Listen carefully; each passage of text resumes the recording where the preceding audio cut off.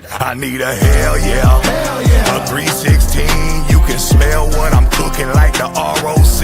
I put the K in the trunk. It ain't a 223. And I forever scream out long live Dopey. I need a hell yeah. For the folks like me that work a 9 to 5 to try to catch our dreams. I need a hell yeah. For the folks that scream that I bet $100 you are not like me. Welcome to the Awful Wrestling Podcast. I'm James Dillinger. I'm PeteDaddyDolla. I'm the Mad Dog, Jared Warren. And we're going to go over the week of crappy wrestling and whatever other stuff we want to talk about. Let's just jump right into this right here. What do we think as the first announcement for the Hall of Fame? No. Yeah. No. I'm really stretching to think about what she did. The Lay Cool stuff was cool where they cut the belt in half and they made it like a best friend thing or whatever. Like they were over. Should she be in the Hall of Fame? Maybe. I don't know. But okay, three-time women's champion. Okay. Yeah. That notwithstanding, it's the only announcement. Only announcement. What about why haven't they announced Demolition yet? They signed him to Legends deals. King Kong Bundy. Main evented WrestleMania 2, not in the Hall of Fame. Bundy's not in yet? No, Bundy has never been in. Well, I guess if he's not in yet, he's in, Yeah. He's still alive, right? No, he died 2017. Oh my God. 17. Sid is not in. Sid's not in it. Sid should be in. WCW and WWF. When you think of like the bad cartoon era, like in between that bridges a gap into the Attitude Era, Sid was one of the main guys with Bret Hart and Diesel and all those other people and Undertaker. He was one of the main guys. I mean, he was in the main event, right? At WrestleMania 13. Wasn't that the main event? I'm trying to remember what the main event was. Was it? I know. Was it for Sid? Yeah, no. What was WrestleMania 13? Was the main event? It was Sid and the Undertaker, right? Either way, it was a title match. It's definitely the title match. Hogan and Sid had a WrestleMania, But Sid he's a 2-3 time champion there. How many time champion in WCW? Sid was a He paused. What happened to him? He froze. He froze. Anyway, yeah, Sid definitely should be in the Hall of Fame. Yeah. Another name, and I seen this earlier on Facebook.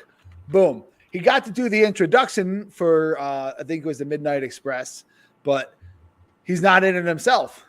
And Jim Cornette was like one of the greatest managers in the history of the WWE. Like, definitely should be in the Hall of Fame. Dude, I should be in the fucking Hall of Fame before that shit-stained Vince Russo gets that son of a bitch. I'm going to outlive him just so I can piss on his grave. I said, Stacy, make sure you get me on my walker and take me to wherever that son of a bitch shit-stained is buried, and I'm going to piss on his grave. God damn it, look at all the guys I got behind me waiting to get into the fucking Hall of Fame. We've been sitting here for 2.5 hours drive just to get here. I think they should put Cornette in, but Russo gets to do the introduction. Bro. There's no way, bro. I'm inducting that pompous windbag son of a bitch hillbilly Jim fucking Cornette, bro. No way, bro. Even big as like if Vince Russo gets gets put in the Hall of Fame before he does. Oh, Brian Last would have to have a wellness check done on Corny. Yeah. No, Cornette should be in the Hall of Fame. That's, you're putting Michelle McCool in, and he's not. I know she's the Undertaker's wife and all, but I mean, that's why she's in it. That's why it's not beat around the bush on it. Yeah, we all know it. It's not even that I don't think she's deserving to be in it, but that's our leadoff announcement. That's our only announcement. And there's rumors Triple H is going to be the main inductee. Yeah. Which I'm behind that. Like Triple H should definitely be in the Hall of Fame. I mean, he is already, but yeah, this is his solo. He's in it at the DX. It's the same. Like China doesn't have her own, and China should be in by herself. Yeah, I don't think X-Pac is in by himself, is he? I'm trying to remember. No. I know Nath and Hall are both in by themselves. Yep. I don't think X-Pac is. I don't think the Outlaws are in as a tag team. I know neither one of them are in solo. They should. Neither one of them should be in solo. Billy Gunn, if he's going to be with a tag team that in the Hall of Fame, it should be the New Age Outlaws. I would. Yeah, that was his biggest one. I'm trying to think. I mean, if we're inducting Michelle McCool, then why isn't Taka Michinoku in yet? Yeah, like that's the thing is we talked about this earlier. Is fucking all things Carmel's in it. Why is Carmel in the fucking Hall of Fame? Because she said King Booker.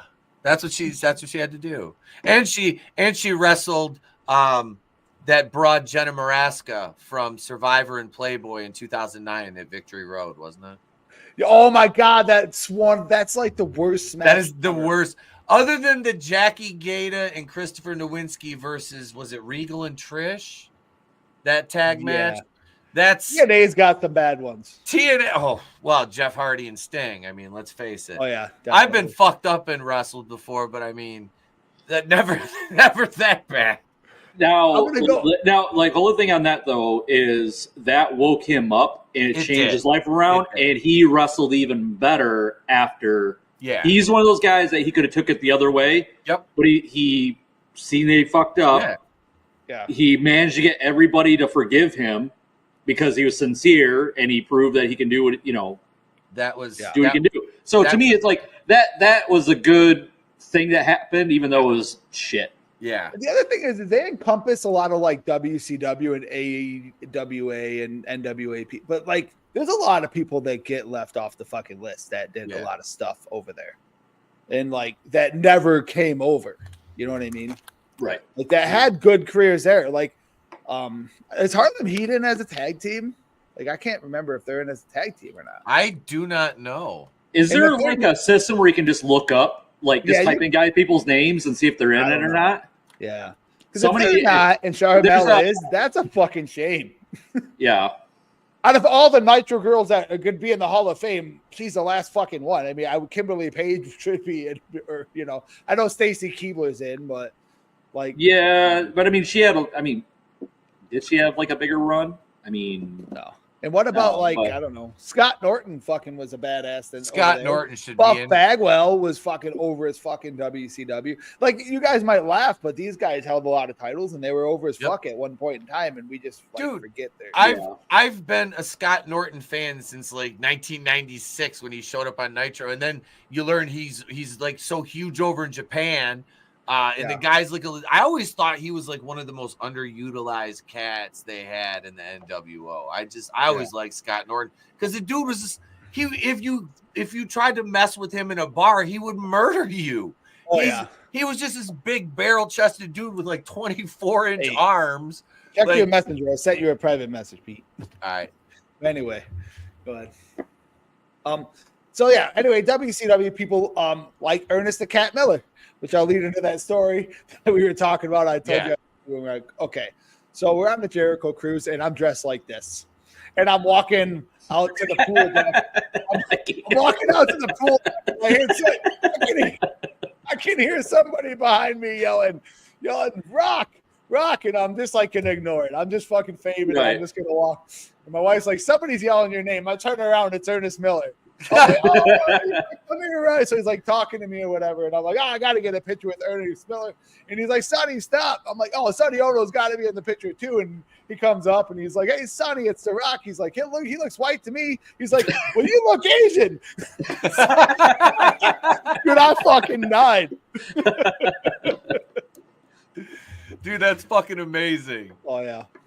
I love that Sonny Ono was there with the fucking Ernest Miller, dude. That's the cat chilling out. That's a weird, like, I never thought they'd just be hanging out. Yeah. They're just boys, Yeah. That's funny though. They were walking around together too. It wasn't like that's so cool. It wasn't like a photo op. No, it's somebody that like grew up watching them guys on TV, man. That's just it's fucking funny because you're like, yeah, you always wonder, before you get it, it's like you think they're really friends. It's like they're fucking now they're like just hanging out. They should do a buddy cop movie. Yeah. So they got to invest a murder in wrestling or something like that. Yeah. Yes. So I took your advice on how to hide my fucking beard for that thing, and it just makes it look like I have a really big fucking chin. Well, it looks like it's like Henry Cavill's mustache, when they got rid of it, and for the Superman movie, that's what it is. But I definitely nailed the costume though. My fucking friend Marie, shout out to her. She fucking did that wig for me. She did a badass job. So yeah, I was going to met Bobby Lashley, and he's like playing with my fucking chain because like he's like, "Hey, The Rock's here." And of course, you're just gonna let Bobby Lashley do that. Like, what are you gonna do? Yes, sir. There's a lot of guys that you think, oh, they're gonna be a lot bigger than they are, and then you meet. I'm constantly disappointed with that. Bobby Lashley is not fucking one of those people. Bobby Lashley looks like he could fucking break you in half. Yeah, like, I assume that one. Yeah. Fuck.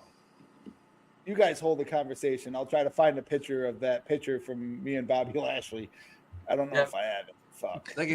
Is it the one where you guys are in your room? Me and Bobby Lashley. And you're in the Rock costume? He's like, I'm going to get that Rock pod. I don't fucking have it. Where the fuck is it? God damn it. I can't find it. I don't know what the fuck happened to it. It was here somewhere. Bobby Lashley gave him a rock bottom, huh? Yep. I mean, he says you can have the rock bottom as long as you're not going to be a selfish bottom. Oh God. Bobby Lashley is big. Yeah. I'm like, yeah. Well, he's like, what is he, about 6'4"? Yeah. See, you guys know how big I am, but like he's big. Like you see next to you, like he is fucking like I don't know. It's kind of a weird angle, but he's big as fuck. Like trust me. You can tell he's wide. Oh yeah. He looks intimidating when you see him. The look on your wife's face, it's perfect. I love that. That's really great. Especially who she's dressed as. It's awesome. Oh, Chelsea Green, yeah. That was my idea. I think it's. And she was just like, whatever you want to do, babe. Yep. But she was like, because it was like dress as your favorite like rock star or wrestler, and she was like, I suggested like these like female rock because she loves 80 Rock, but she's like, I don't want to dress like any of them because they all look weird as fuck, So I was like, Chelsea Green. Yeah, I love Chelsea Green, so I'm like, there you go. And then I got to fucking play fucking Matt Cardona for the night. Yeah, dressed as The Rock. Dressed as The Rock. You about ready to take this people's elbow? If you want to know if there's a video of The Rock fucking Chelsea Green, can neither confirm or deny. No, or deny. Did that exist? He made her keep the costume. He's like, you wear that belt. I'm taking that title. He's like, I ain't putting her over. That's my boy. Who hasn't had sex in the wrestling title? Come on. That's America. That's my.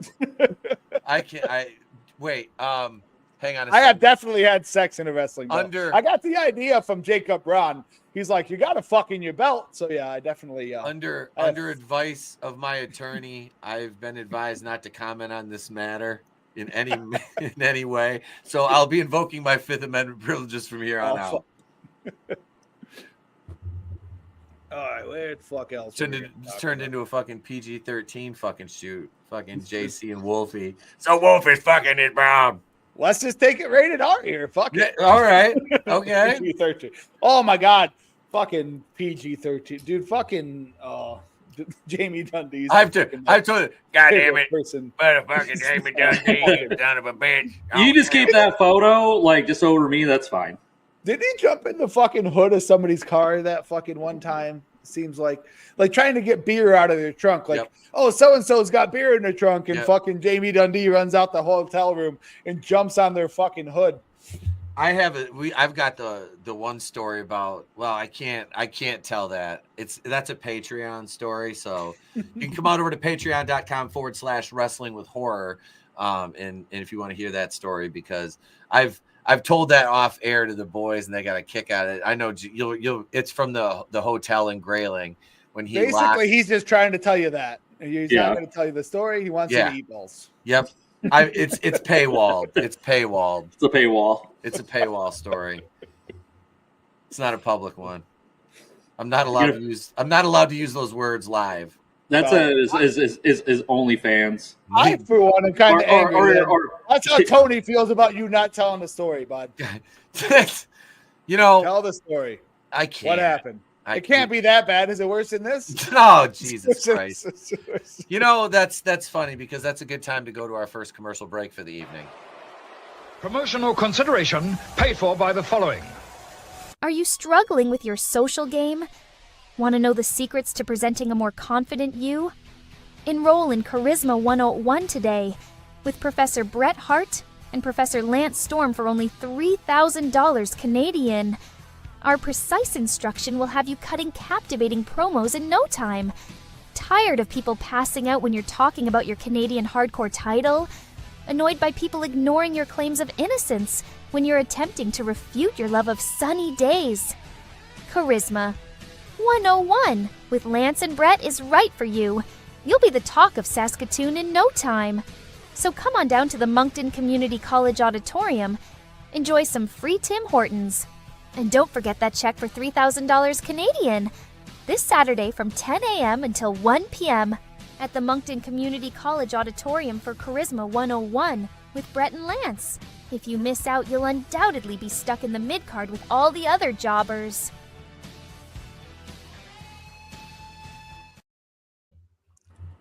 Free Timbits. Yeah, you get Tim's. There's nothing wrong with that. Don't make me play the Owen Hart one later. Oh shit! Oh no! Oh shit! Have you not seen that one yet, James? No. Okay. Oh my god! Oh, we'll play it later. Oh my god! Hold me now. I'm 6 feet from the edge, and I'm thinking maybe 6 feet ain't so far down.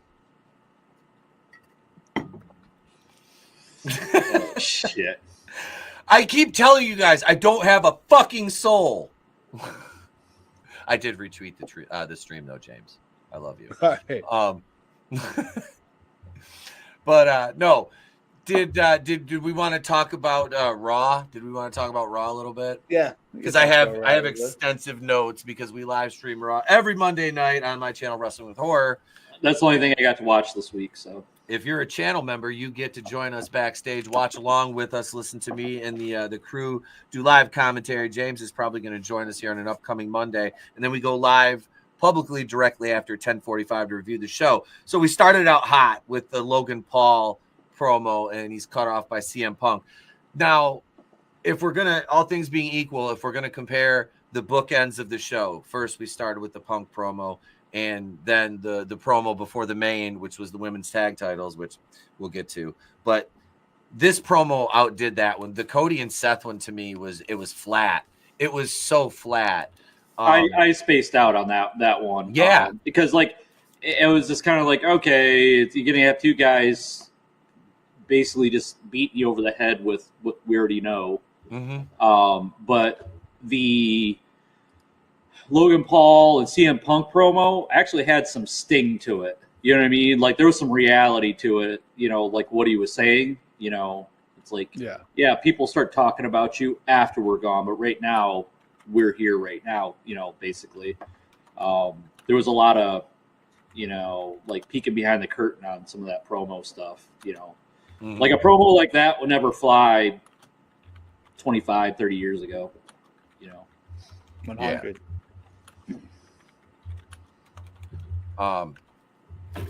I liked Paul pulling the ultimate heel move, just smacking Punk in the fucking mouth. And then dipping out like super quick. Smacking powder. I was like, that's so swarmy. It was great. What did Punk? I like when Punk says, you know, I'm a legend. You're not going to be here long enough for anybody to remember your name. They had some good back and forth. Yeah, it was a pissing contest for sure. It was. I enjoyed it. I was like, but yeah, like then you go to like you said, the Rollins and Cody promo, and it's just like, yeah, I heard it all before. It had nothing. They had no substance to what was being discussed. Yeah, no.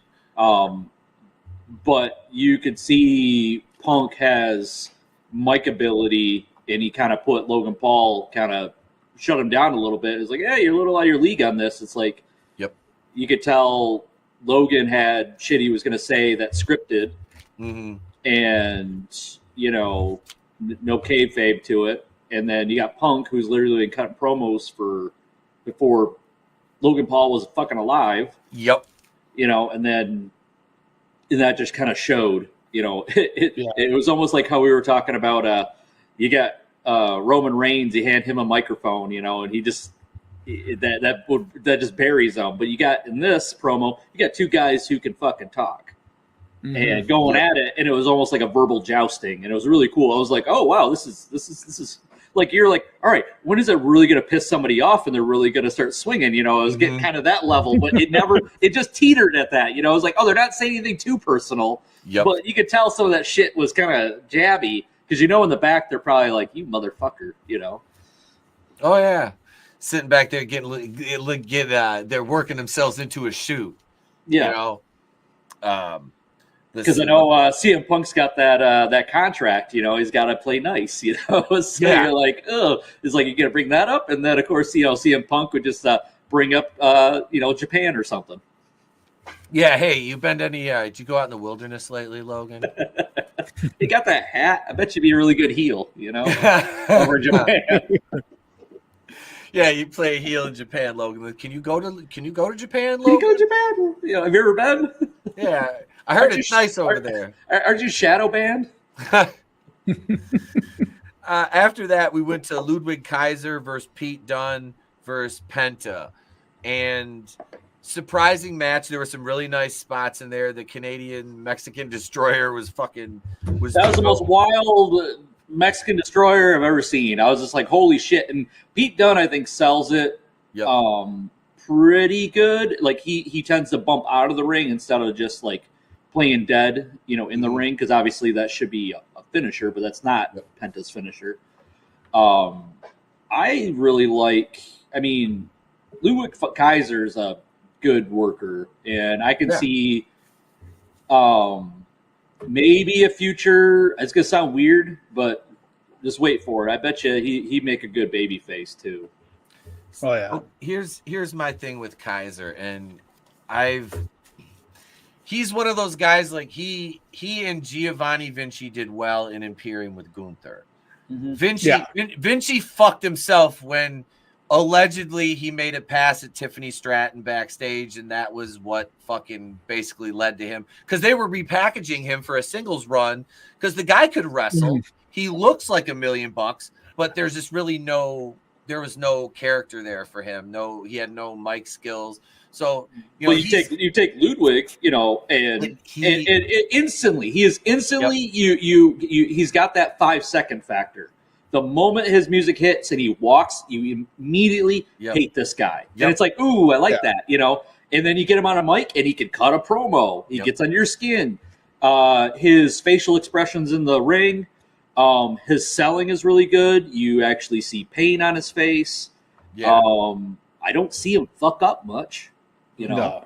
So to me, he's a solid talent, and he's good for elevating other talent. Yep. He's a good solid mid card guy, and there's nothing wrong with that. Like, no, not at all. No, he's a building block, and he'll be like you said, he'll be a good guy to elevate other talent. Yeah, he can belt on him for a bit. That's what I was just gonna say. He could pick up a title, and then that'll give a developing baby face something to fucking work towards. He is very extremely versatile. Like, you could put him in any situation and he would fit. Like, a lot of people knock Pete Dunne, but he's another guy that's good for, like... Pete hates Pete Dunne. Which is fine. But, like, to me, he reminds me of, like, an Iron Mike Sharp. You know, like, great wrestler. Is he ever going to be at like the top level? No, but he understands his role. He is elevating other talent, and giving other people to bump, and people trust, you know, guys like that. Because, but he was over his fucking NXT. Oh yeah, he was over his fucking NXT. Was he? He was in that stable, wasn't it? Like the I can't remember the name. Oh, fuck. Tyler Bate. It was Tyler Bate and Pete Dunne, wasn't it? The fuck do they call that? British Strong Style? Like something like that. I can't think what the fuck they call that. And then wasn't he in a gimmick with Sheamus too? Yeah, because he was in the thing with, I don't know what they called the tag team in there, but they had him, Trent Seven, and Tyler Bate. Is that what it is? I don't know the fucking name of it. Stop making me think.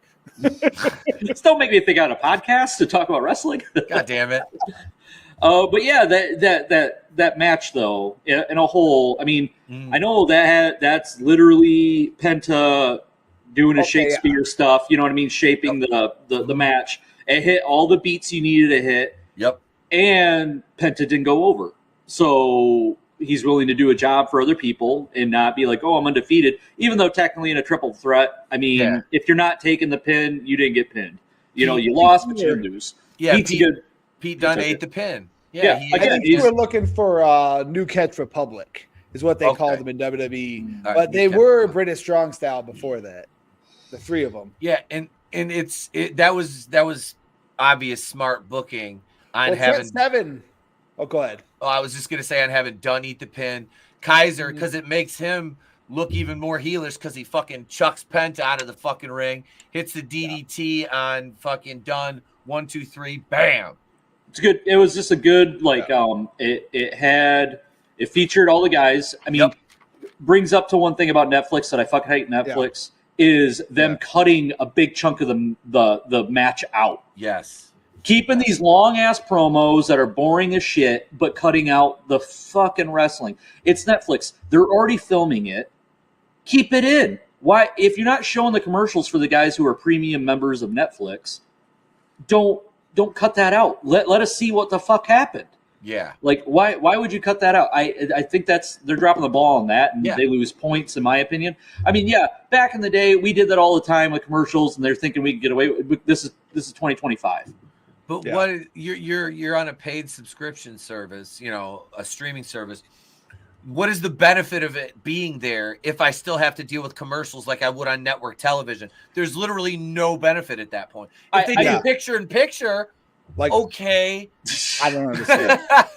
Well, yeah, the picture-in-picture, they did that on Saturday Night Main Event. They did that for Cody Rhodes' match.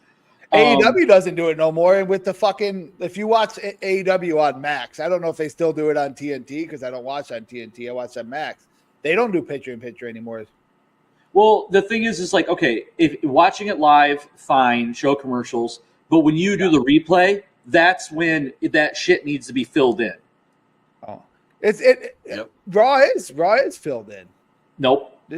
I literally just watched the rest of it this morning because I couldn't watch it live, and it's cut. It's cut up, and like you miss a huge chunk out of it. They took the commercials out, but they didn't replace it with the rest of the match. That's what I'm getting at. Oh, I see what you're saying. Why isn't the rest of the match there? They just cut it. Yeah, because there was there's like 6 minutes, it feels like, of the Penta match removed, and everybody's like, and then they cut it to where they're doing this amazing thing. And you're like, wait, what the fuck happened? How'd they get there? You know, because you want to see the build-up, not just have the you fucking ever move. watched like international versions of shows like that or NXT and stuff? Like they won't have commercials, so like they'll send you to commercial, and then the commentators will start talking, and then they'll welcome them back because the rest of the world don't have to sit through fucking, I don't know, videos about fucking ED medications, right?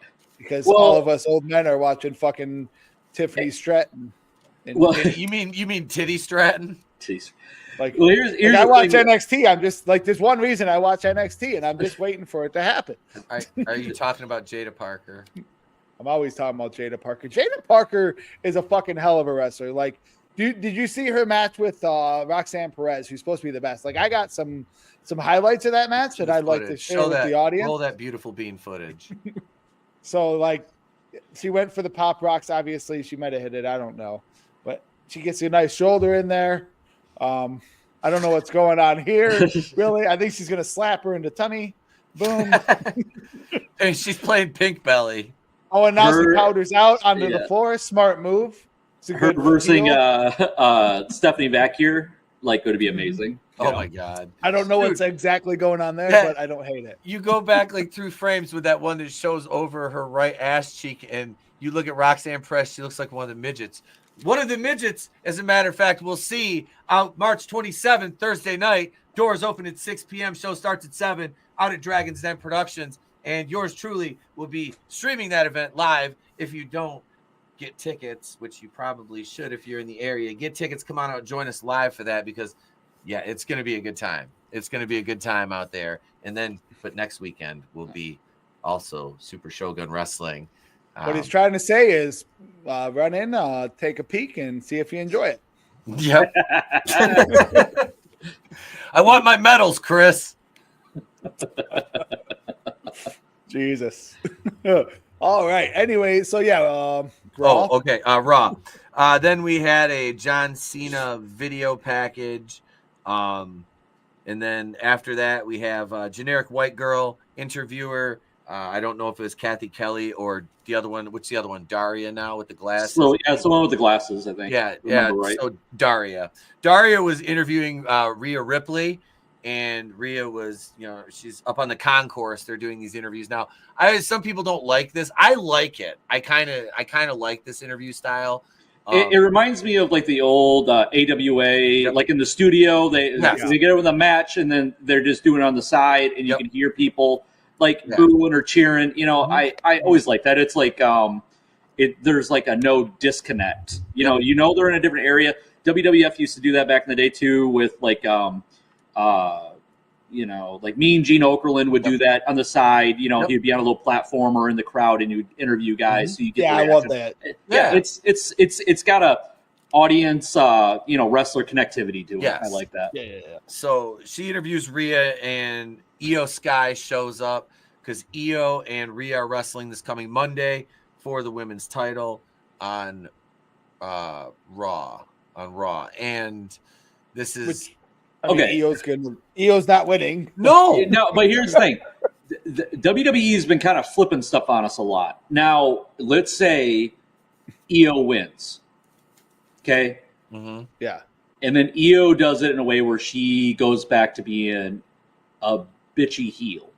So you're talking triple threat at Mania. There's no triple threats at Mania. Is that right now? Io and Bianca and Rhea then? Yeah. I think that'd be great, but that's not going to happen. But I mean, it's just one of those things where I'm like, they're building this up, and it's like for something to go nowhere with it. So it's like, because Io's not going to make it to WrestleMania unless this leads up to something that'll happen in WrestleMania. That'd be great. Yeah. And I think this right here, this is leading to a triple threat. I don't know why. I think it's good. It's literally leading up to Cody's heel turn. No, you think so? He's already a heel. He's already a heel, and he's Homelander. Yep. But like, it's one of those deals. He's playing it into the crowd like, oh, I would never do this, and then when the turn comes, we're all going to be like, oh, he stabbed us in the in the back, whatever. Who's facing Cody at Mania then? Is it Punk? What do we think? It's okay. So you're talking. Well, let me get through. I don't think Punk and Paul are fighting. It's not gonna be Punk and Paul. I think it should be Drew. It sounds like a fucking vegetable. It's Cena and Paul. I think it's Cena. I think Cena and Paul are WrestleMania. Cena and Paul, I think, are WrestleMania. I think that Cena's opponent at WrestleMania. I mean, I'd like to see it be Drew McIntyre, but I want to see it be Drew versus Cody. Yeah. Yeah, I think that's that would sell tickets. Punk and Cody, no, not so much in my opinion. Cena and Cody, I don't need to see it. We don't need to see Rollins and Cody. We don't need to see Paul and Cody. I'm okay with Damian or Drew. Like, honestly, I don't want to short sell Damian Priest either, because they did have an interaction on SmackDown 2 weeks ago.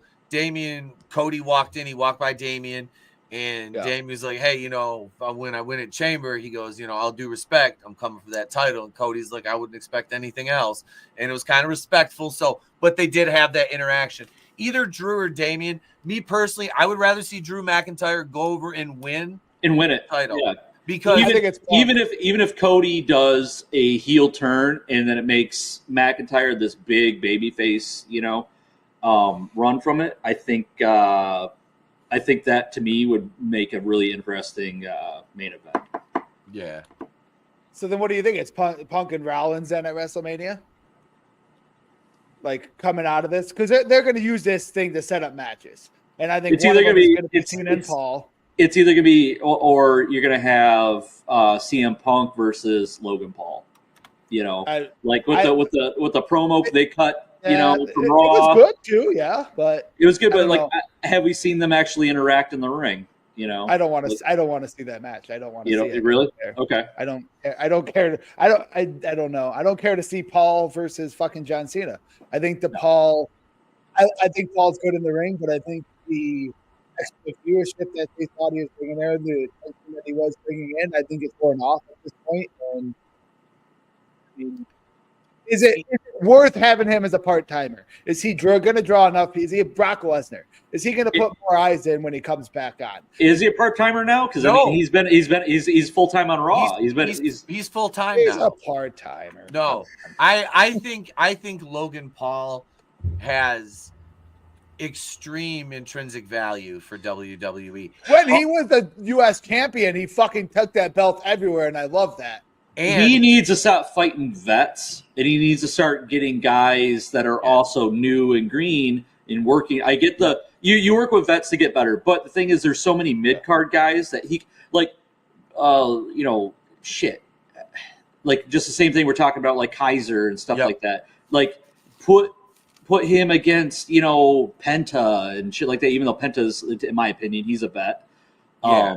But put him around that, he would do so much more, but they keep leaguing him in with like guys that have been around for a long time and have already, proven themselves. It's kind of weird. Mm-hmm. But I get why, because it gets more eyes on WWE because of his social media influence. So Before I get back to Raw, Logan, I think right now WWE is in a great position. A lot of people say they're not developing, enough younger talent.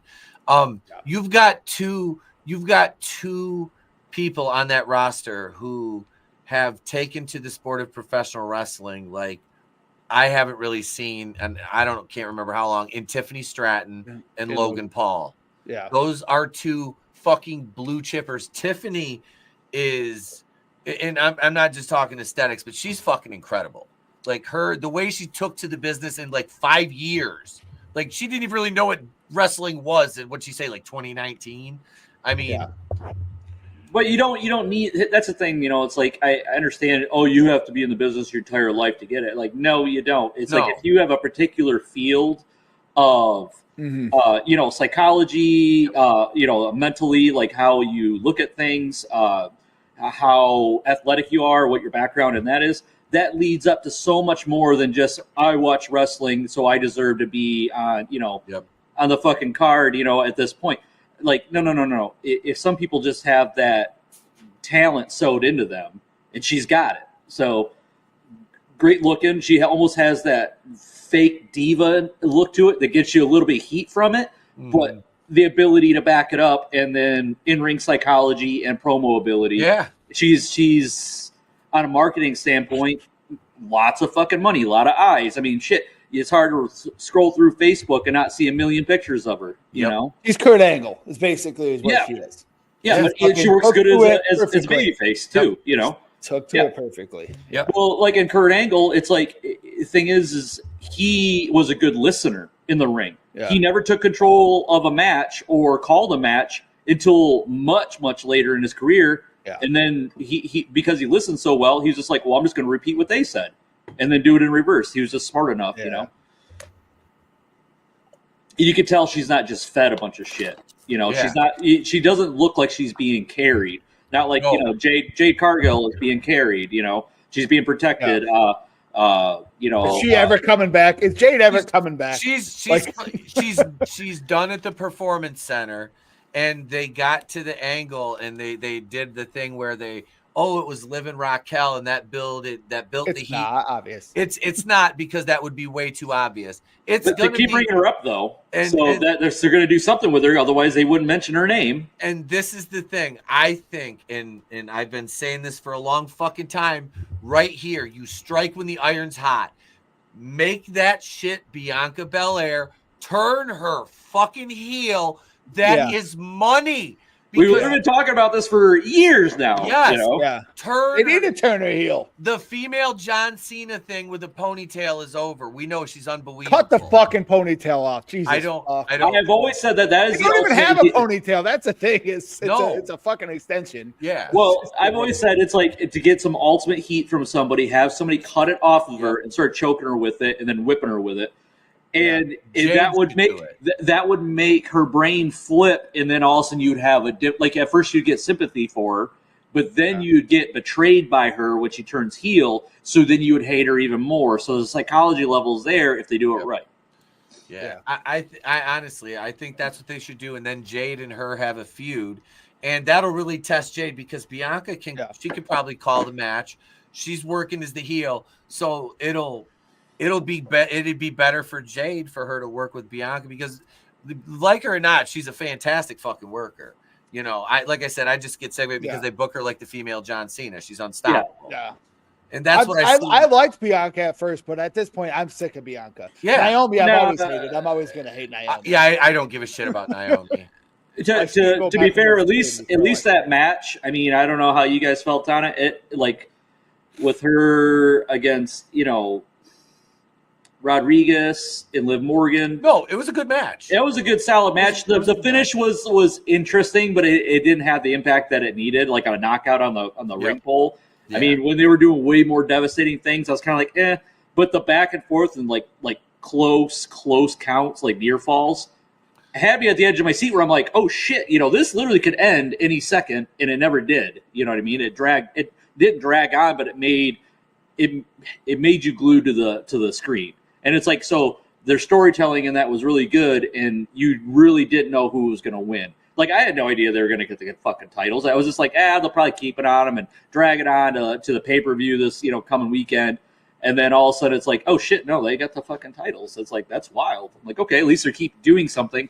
Because that's another thing, Rodriguez and Morgan, even though Morgan doesn't have the title anymore, and she's not going after Rhea Ripley, what are you going to do with her? So then she's helping elevate other talent. Liv Morgan has been a fucking working. She's been wrestling a lot. Busted up. Her eye was fucking busted up. Her mouth is busted up. But still going out there and selling her ass off and carrying a lot of shit. But like when you get two guys that know how to fucking sell. Can I touch on that? Yeah, go ahead. That for a second. Okay. So I liked the fact that the women's tag team championships were the main event of Raw. Yeah. They don't really give a fuck about those titles. Fuck off. But where are they going to go from here? The titles felt important. Even when Liv and Raquel, they made them feel important. That's the most important they felt since Chelsea and Piper had them. Yeah. Like, they did not feel important on fucking Isla Dawn and them. It did not feel important on Bianca or Naomi or anything. Yeah, because now you got the Judgment Day have titles again in their stable, which is great. Because I don't foresee any other titles coming in unless Mysterio grabs one at some point. Well, but I don't see. They were trying to build up the Meta Girls, the Metaphor Girls, as a tag team, and then now they just lost like completely clean to fucking Zarya and Sol Ruka. And I love Sol Ruka. Don't get me wrong, I love Zarya, but like you just jobbed them out to a random fucking tag team. Like if you're gonna build a women's tag team division, then build the fucking tag team division. Because they don't have women tag teams, and they had a woman tag team, and then they jobbed them out to random people. You know what I mean? If that makes sense. They still got Lash and Jakara, right? That's the Metaphor Girl. That's the Metaphor. Okay, I didn't know their tag team name. Okay, all right. But this match, I wanted to touch on something you were talking about. Liv getting busted up. Naomi and Bianca did they were going for like the double, it was a double move. They dropped Liv right on her fucking face. Oh yeah, they dropped her so hard. They dropped her right on her fucking face. And then when Bianca did that, what was it, was it like a shooting star she did or a 450? She kneed Raquel right in the jaw. Like, just, I was like, oh my. And Raquel, to her credit, fucking worked right through that shit, because Bianca, she's got, like, you could see she had those big ass knee pads on. So I'm like, that cushioned the blow. But I'm surprised Raquel didn't have a fucking concussion. You could see by the end of the match, her face kind of swollen up. Yeah. It's like those two girls, like, they're the ones that, like, I mean, you could take a sledgehammer to Liv Morgan. Yep. And she'd sell a piss out of it, but guess what? She's going to fucking finish the match. You know, I could see her blowing or breaking a leg or breaking an arm and still going through. Because it's like, how would you be able to tell? Her selling looks realistic enough in a lot of ways. She's got that, like, cartoony whine to it. Yep. But that's probably how she would do it in real life, you know? Yeah. She's really impressed me over the last, basically the last year, just watching her, because this is actually with her and Raquel win the belts. This is their third time they've had them. They're the first 3-time women's tag champions. It made the belts feel important right now. So the follow up to this, or wherever they go with a feud, has to feel important. Yeah. And obviously, whatever they're doing with Jade and the rest of the Nation Administration is not going to be the follow up to that. No, that's going to be its own entity. So they need another tag team. And they should have just been the Metaphor Girls, because, I mean, they don't have, everybody's fucking pretty much out in Damage Control, and Rhea's within Dakota Kai feuding with Lyra Valkyria. I mean, if you could put those two back together, okay, I guess you got a tag team there, but you don't have any established tag teams, and they really need to start establishing these women tag teams. Mm-hmm. I mean, you had the Chelsea and Piper. You still have Chelsea and Piper, but now Chelsea's the champion. U.S. champion. What about, like,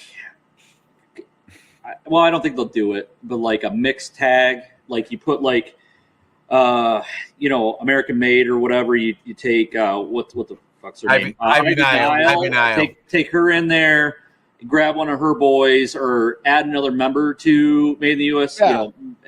Another girl, and get two powerhouses and go after the titles too. Fucking have Maxine turn on fucking Otis. Yeah.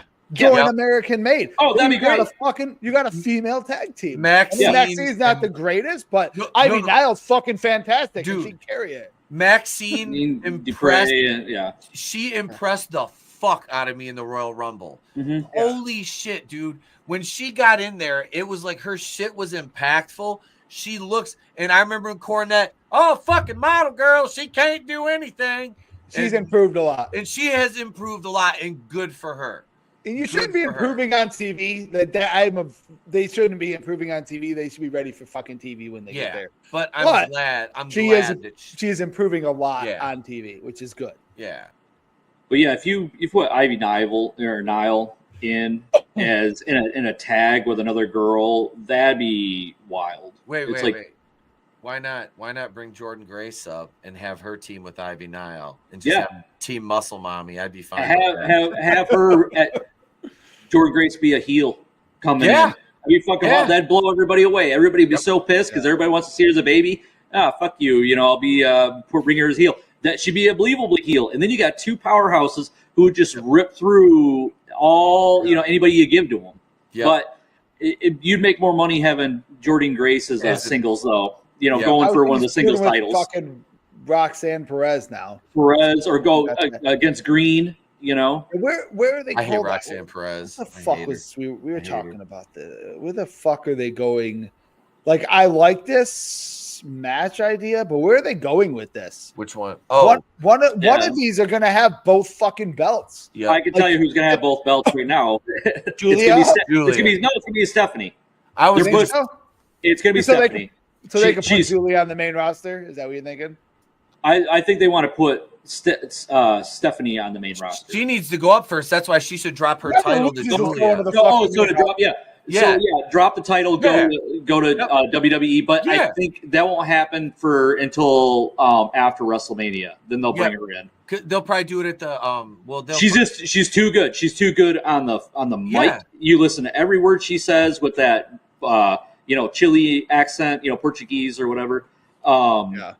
Amazing in-ring ability, great physique, great mind for the business. She's extremely marketable. Just has an intimidating presence when she's in the ring. You're like, oh shit, she looks like she would literally pull out a knife and stab you. But she has all her great moves and athletic ability. She don't need a knife. But I can see her coming in the main roster and going at. Yep. I mean, I can see her going against Rhea Ripley in the future. That'd be a great match. Speaking of the Rhea Ripley, who is the Elimination Chamber? Okay, so we got Roxanne Perez, we got Bayley, we got Naomi, we got Bianca, we got Liv, and we got Alexa Bliss. Obviously, Liv, they're going to do something with the tag team, so I don't think she's winning it. I honestly don't. My opinion is Alexa Bliss shouldn't even be in the Elimination Chamber. No. I don't see Bayley versus. She's a baby face. I don't see that. Alexa Bliss, maybe. It's me, Bayley. The only reason they have Bayley in there is because then you can have somebody that's the general and keeping everybody in line. Yep. So she's going to be the one in control of the entire match to make sure everybody's on the right page. That's the only reason she's in there. Which is a good choice because she can carry. And who else is Nia Jax going to fucking do anything with? Because she needs Bayley to make her look good. Bayley's been feuding with Roxanne Perez too. Mm-hmm. So Roxanne Perez is in there, and I don't think Roxanne Perez is going to win. I don't know. No, I think we might get a Mania match or a Mania weekend match at NXT out of the two of them. But then you got Naomi and Bianca, which you could see both of them winning. But I have a feeling that's where the Jade stuff is going to come in. I feel like somehow Jade's going to get in the chamber like other people have before, or do something to distract somebody. It'll be during an elimination. During an elimination, she comes in and rips the door off and goes in. She attacks fucking Bianca. Naomi's like, what? And then we find out. Either way, I think that's how we're going to find out who attacks. So I think Jade Cargill comes in, dressed as RoboCop. I think the Wyatt off. I think the Wyatt 6 comes back. Just body paint. Can I tell my fucking theory? No, I'm picturing Jade Cargill in body paint, ripping me in half like a phone book, you asshole. Don't ruin this for me. All right, you guys have fun in your podcast. Look we owe him one after he came in drunk. All right. Come in drunk one time. And I was only a little drunk. It was the second time I got drunk that day. Okay, tell us your story. What's going on? What's your theory? Anyway, my theory is the Wyatt 6 interrupt that match and Alexa Bliss wins and probably pins Bayley or somebody. Where does that go? Like Alexa Bliss is a heel versus fucking Rhea Ripley is better than whatever they got going on right now. I don't know. What are they gonna do? My thing was I thought they would. And I was just I'm trying to play all these angles with the Naomi and Bianca and Jade thing because it's going to be one of them. That's where that's going to be. So that's not a title feud. So then you've got Alexa, Bayley's not going to win, Roxanne's not going to win. Bianca was my pick to win it, honestly, because I could see her going to WrestleMania and just completely dominating Rhea Ripley because she's maybe she wins and then turns heel during the Elimination Chamber. I don't fucking maybe she attacks fucking Naomi towards the end of the match like brutally, and then we find out she's the culprit the whole fucking I would time. Be fine with that, like the heel turn during the match, because then then you don't have to have her win because you've got another program right there. So you take her out of the title picture, and that's where I want her. Is she doesn't need a title. You don't want Bianca in the title picture? No, she doesn't need it. I would be for. I would be for. Need to be in it either. No, I would be for Bianca, heel Bianca versus Rhea Ripley. I would be for that. I would not be for baby face Bianca versus baby face Rhea. No. One of these, we only have two fucking heels in the match, and that's Roxanne Perez and Liv Morgan. Yep. And I don't think Liv Morgan, we're not going to see Liv Morgan and Rhea again. No, because we've seen it. Yep. Wait, isn't Nia Jax in Elimination Chamber? No, she's facing her at Elimination Chamber. Okay, I was no, she isn't. Tiffy, it's Candice LeRae and Nia Jax versus Tiffy and Trish. Okay. In my head, I'm like, wait a minute, I didn't think he was in it, but I'm like, why the fuck would Nia Jax be in it? That's what it is. Okay. Io is wrestling Rhea on this coming Monday on Raw. Yeah, on Raw. I was thinking last year's Elimination Chamber. You done confused the shit out of me because she faced Rhea last year. Yeah. I was like, I done had a fucking flashback and have Vietnam flashbacks. And like, Harley's up like freeze, Danforth. The funny thing is both those women are from Australia too. Like people don't realize that fucking Nia is also from Australia. So like, and they just played it up like it was Rhea's hometown, but she's also from the same fucking country. Nobody wants to claim Refrigerator Jax though. The Rogue Leviathan. By God, it's Refrigerator Jax. Oh, so I don't need to. By God, it's Refrigerator Jax. I love how you get your tray in the background. Jax. By God, it's Refrigerator Jax. By God, it's Refrigerator Jax. Oh, that's the first time I heard that I realized that's you and not somebody else. Nope, that's me. Wait, that's not really Jim Cornette? I just sped it up 1.5. We had so I don't know, man. And then you've got also an Elimination Chamber. So the women. We're jumping around. The women's. I mean, like who? It really. There's so many people. It just doesn't make sense for them to win. It's like I don't see a clear cut winner here, which is cool. You were talking about the Wyatt thing. The Wyatts are on SmackDown, right? But Bo Dallas is out with an injured shoulder right now. Unless he came back. I don't know if he's back yet or not. I don't know the severity of the injury. I know that's what he was out with. I see Alexa Bliss joining that stable or fixing that stable, I should say, at this fucking point. Well, they ruined it. Well, they didn't. They shouldn't have done it without a star.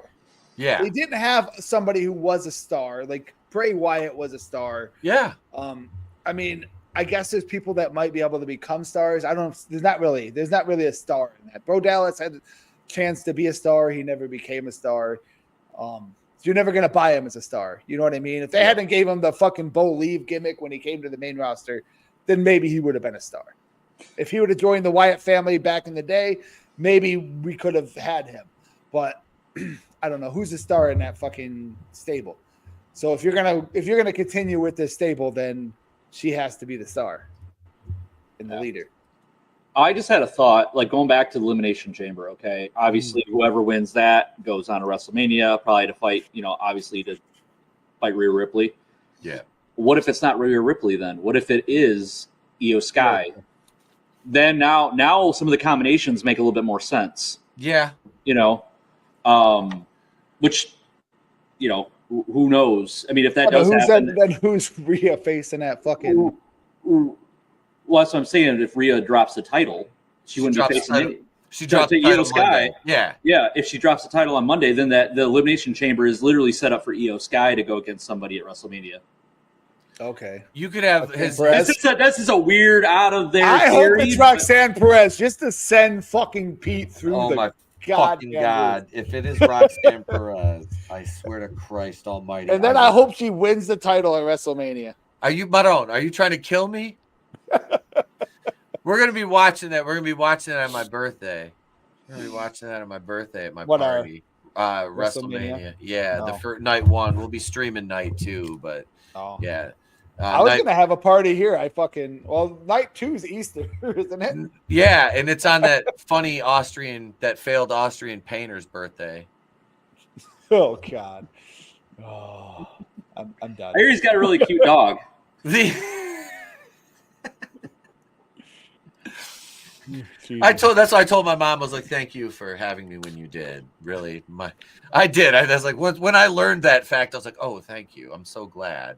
Just by the way, Gunther is Pete's second favorite Austrian of all time. Okay, third. You got Arnold. Yeah. Speaking of Gunther, the Tozawa match.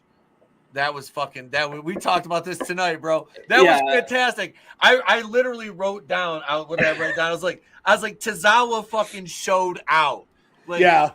Tozawa always looks like he's like like somebody just grabbed him off the street and said, "Hey, you're wrestling. You got a good body." But then it's like, "Oh wait, you can actually wrestle." You know what I mean? But he's got this deer in the headlights look like, "What the fuck am I doing here?" You know, that type of thing. Like he doesn't speak English, you know, type thing. He's just got that like, I don't know what's going on. You know what it reminds me of? Like Chris Farley getting put on that Japanese game show. Yeah. You know, he's like, "I don't want to speak Japanese." You know, they're all like talking about Raw for an hour.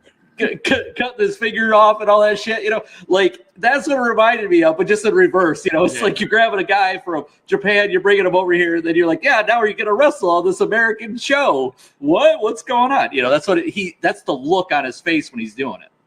Let's take a break from WWE for 1 second, because there was something that we wanted to talk about, Pete.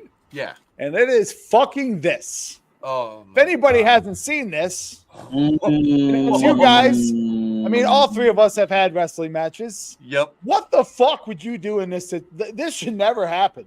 Like, either side of this, somebody's getting fucking hit. If I'm Thunder Rosa and you don't, you're getting fucking hit. If Thunder Rosa does not hit me, Thunder Rosa's getting hit. Like, fucking Bane is behind her right there. Yep, right there. Megan Bain should have fucking Pearl Harbored Thunder Rosa when they were fighting with the chair and just told her just take it and fucking hit a couple deals. Somebody said that it was all just a big miscommunication in the back of what was going to happen. Who cares? They should have fucking powdered. They either should have powdered or they should have beat the fuck out of her. That's the only two options. Or somebody said, "Fucking hit me." Yep. I mean, that's what I would have said to him. Like, if I seen nothing was going on, even if it was not integral to the story, I'd be like, "Hit me," you know, like, and make it look good, and like do something. Yeah. But they just like sat there, you know, like shit in their pants, you know, like I don't want anybody to know. I don't know if you guys watched Dynamite. Dynamite was actually pretty good tonight. Fucking Will Ospreay and Brian Keith fucking had a really good match. I don't like Adam Page and MJF, but they did good business, I guess, for them too. And then I don't know if I love the Death Riders angle, because I was talking to Pete before we went live. Like, if we're gonna NWO this, then they need to keep winning until it's time to lose that fucking belt. Yep. When it's time to lose that belt. Even when you either win all the time or you walk away until the time runs out. Yep. It's like you always lose on your own terms. Yeah. Uh-huh. It's like not enough stables do that anymore, you know? No. They can charitable two members of them. MJF did this where he gets his tattoo removed from his ankle. He says that AEW is them letters don't matter anymore. The only letters that matter now is MJF or something. It was good, I guess. But what the fuck else happened on fucking there? I don't know. Bunch of stupid shit.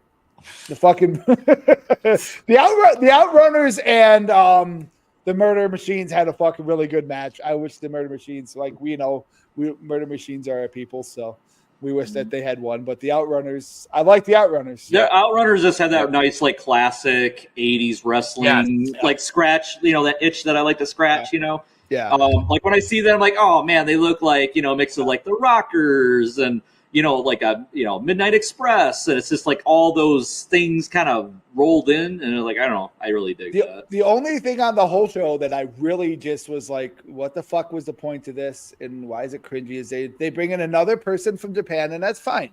It's their unique audience. That's what they do. It's that Momo girl.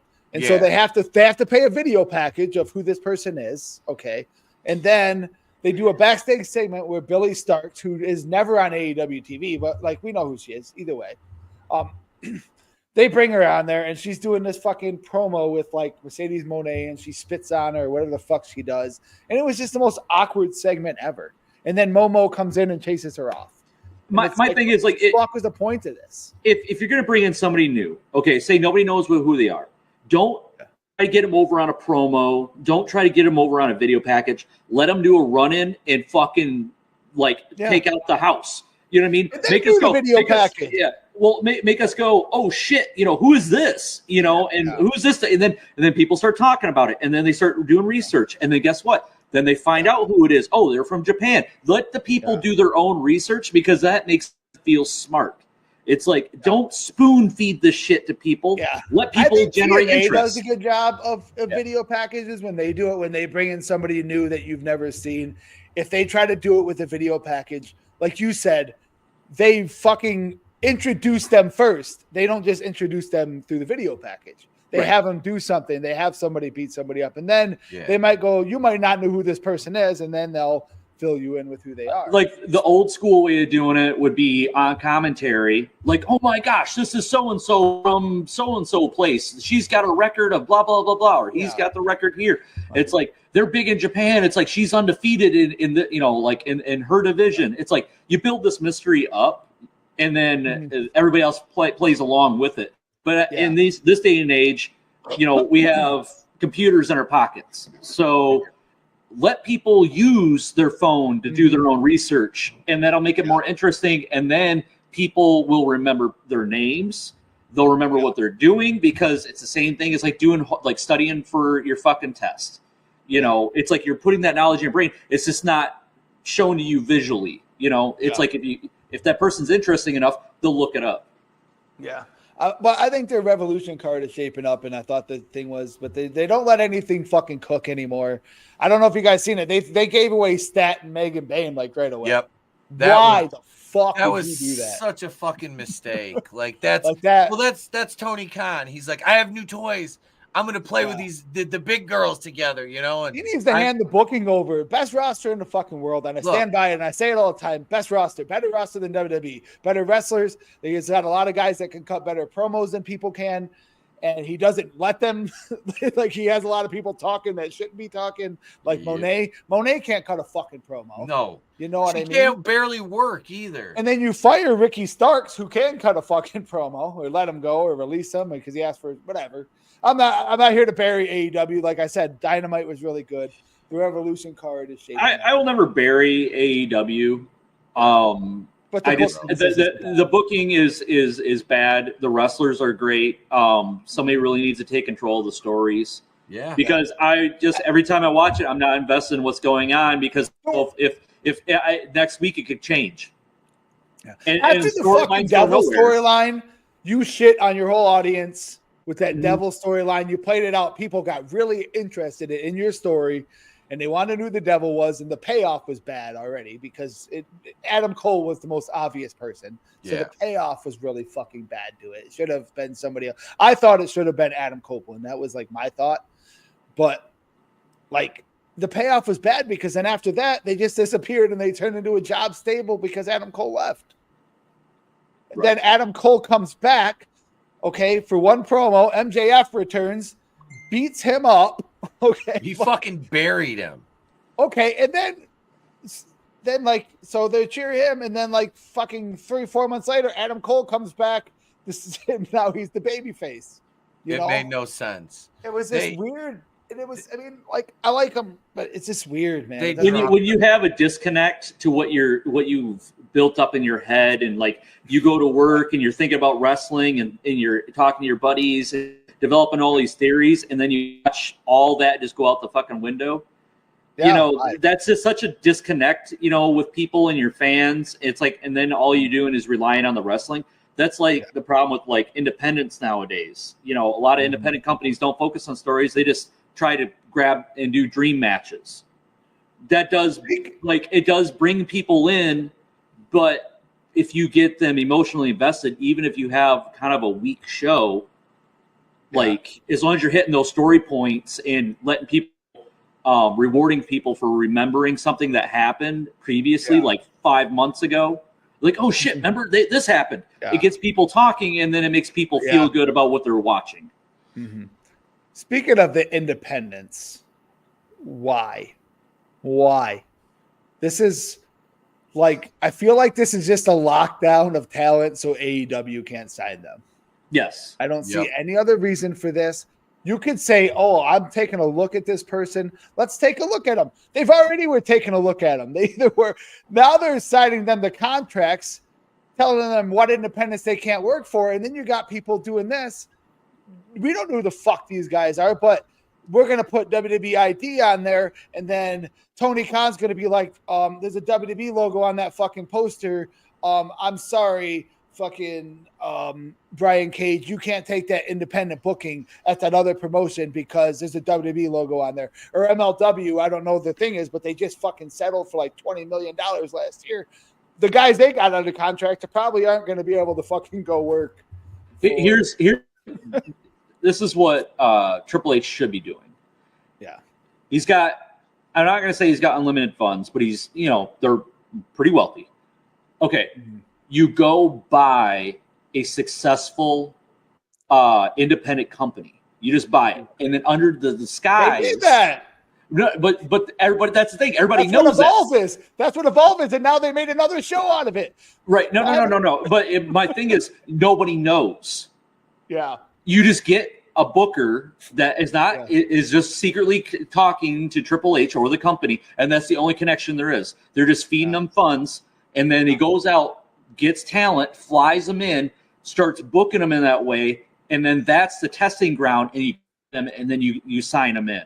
It's like if you have you see how they do well in a independent crowd, you build up this big fan base. Secretly, the time it is funded by the WWE.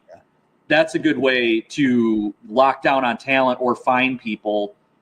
I mean, wrestlers, I hate to say it, are a dime a dozen. Every state's are full of them. If you think about it. But it'd be great to like grab all these people and say, okay, this guy is worth taking a look at. But I mean, fucking, they buy Evolve, and they didn't even keep it an independent company, really. No, it was a good idea. They put the branding on it, yeah. But now they're putting it on fucking Tubi and on, I think, YouTube every week. So like everybody, I mean, I guess you got to go out of your way to find it. I mean, I remember when I was a kid, like it was syndicated, and you had to go out of your way to. But like USWA had their own roster. They had their own roster, but then WWE guys came there. Smoky Mountain Wrestling, Jim Cornette. Yep. He brought in WWE people, but he had his own roster. You know what I'm saying? Yeah, Detroit had big time wrestling. There's so many things, but like I think when they bought Evolve, I think that was a deal where it was like, okay, this is getting big, and it might turn into something. So let's do what we've always been doing, and that's buy it up. But like OVW wasn't, it was its own company. It had its own roster, but they sent people there to train. They sent people there to wrestle. Mm-hmm. And now they're not doing that because they got the Performance Center. We're basically getting a second NXT. We're getting NXT Light. And then people are going to say NXT is developmental. It's fucking not. It's not. NXT is a fucking 2-hour TV show. It's not. There are storylines, there are promos, there are title belts, there's all this. That is not development. That's all it is. Main show. It's a show that tours less. That's all it is. It's just a regular show that tours less. It's just another Nitro, it's just another, it's just another name for a WWE show. Yeah. That's all it is. But they just don't cross over guys that often unless it's like a big pay-per-view. But eventually it'll intermix, but that's all that is. This crossover up until just recently has been absolute fucking garbage for TNA. TNA has got nobody really good. I mean, they got Cora Jade now, which she's a little better. But the other way, they've been getting the guys and bringing them over to the other show, but they don't. Moose is coming over here, but this past this past week, Obafemi actually showed up on TNA, which is good because that's a bigger star. You know what I'm saying? But you're getting the Hardy Boys going over. You were getting Jordan Grace. All their top people are going over there. You got. I mean, fucking Santino Marella was on their TV on NXT. Which immediately cracked me up. It's like I like seeing that guy on the mic. Now, one thing I really am liking on TNA is the new. They actually have the new sponsor for Real American Beer. Like, you can't fucking buy your heat for that. Like, you can't buy this heat. Like, Hulk Hogan's favorite female wrestler is fucking there to be the new Jordan Grace. She's taking that belt right off of fucking Masa Slamovich. Let's not act like she's not. Dude, she's and this is so funny because we were talking about her tonight too, and she we were told that she's very, very, very small, like she looks muscular, but she's very small. Yeah. Masha's a big girl, like that's a she's like, I don't know. Tessa just I don't know. Tessa can wrestle. She's a fantastic worker. We were literally just talking about her. I've never stood next to her, but Masha looks taller than Jordan Grace, not as muscular. Oh, yeah. And I've stood next to Jordan Grace, and Jordan Grace is a fucking midget. Yeah, she's tiny. She's tiny. She's just yoked. She makes fucking Petey Williams look like a fucking giant. Petey Williams came up to I think it was like here on me. I interviewed him, and I was like backstage. I'm like, do you want me to He goes, no, you're fine. I'm like, are you sure? You want me to go get a crate? No, I was like, I'll do the WWE thing, and I'll spread my legs, crouch down, for him. Yeah. Well, I was like, he's the fucking star, I'm like, I'm fucking 6'3". I'm like, I've kind of just hi, I'm PeteDaddyDolla here. And here's the. But actually, that would actually make a really funny promo segment in the back. Is the interviewer is always standing on a crate, and then the camera pans back, and it shows that they're standing on a crate, the whole time. Do you guys think they should have brought Tessa back? Sure. Yeah. Why not? Yeah. The thing is, everybody's up in arms. She's a racist. Blah blah blah blah. None of that happened to you. Right. None of that happened to you. It happened to a person. She spit in somebody's face. He called them a racial slur. They made amends. It's none of your fucking business. At this point, I don't care what color, race, what your nationality, whatever. It doesn't fucking affect you. Just stop. It affected two people. It wasn't like it was done on air. Was it wrong? Should she say stuff like that? No, I'm not condoning what she said. No. It was fucking 2-3 years ago. Get the fuck over it. Get over it. It was La Negra Rosa, and they've since buried the hatchet. They posted pictures together, and they're absolutely fine. And I said the same thing about Tessa when they brought her back. This is bringing her into TNA with their working agreement. Speaking of taking talent, she's going to go over to WWE as long as she stays. As long as she stays, keeps her nose clean, no backstage drama. They'll bring her into NXT. That'll be her tryout, and then next thing you know, she's on the main roster. They've got to let that heat die from this. Triple H have to have her on the main show. He's smart in that respect. The better way of getting that heat to die is just have her partner up with that girl. Yeah. Yeah. For something. I think on the subject, back to what she said, I don't care. It did, like you said, didn't affect me. You shouldn't say. Could you say that word to somebody? Should you say that word to somebody of color? Probably not. No, probably not. But definitely not. But I wasn't. He froze. That's funny. As he was backtracking. Yeah, but no, I don't. I think there's room for personal growth and change. And I said the same thing to you earlier about her and Moose, because Moose had the domestic violence charge 16 years ago.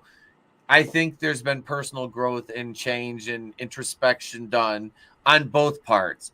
And yeah, they deserve a second chance. And, let's face it. If the saying goes, if you live in a glass house, you shouldn't throw stones. Right. So 99% of the people out there that are judging, both Tessa and, it's performative virtue signaling. Mm-hmm. I was going to say, you probably need to take James out and then bring him back in. Yeah, well, we were talking about, second chances and learning from your mistakes and earning people's trust. Like we said that about, the Hardy Boy, like him and Sting, doing that, where he's drug, basically out of his mind, and then Sting pinned him, force pinned him. Mm-hmm. He learned a lot. If it wasn't for that wake up call, but this is a little different. This is a verbal thing, but did you learn your lesson? Yeah, you almost ruined your entire career. You're lucky that people are going to give you a second chance. Is that a lot of that? Is that due to her name and her heritage? Do they ruin? Did she just ruin Tully's, all the hard work he did? Yeah.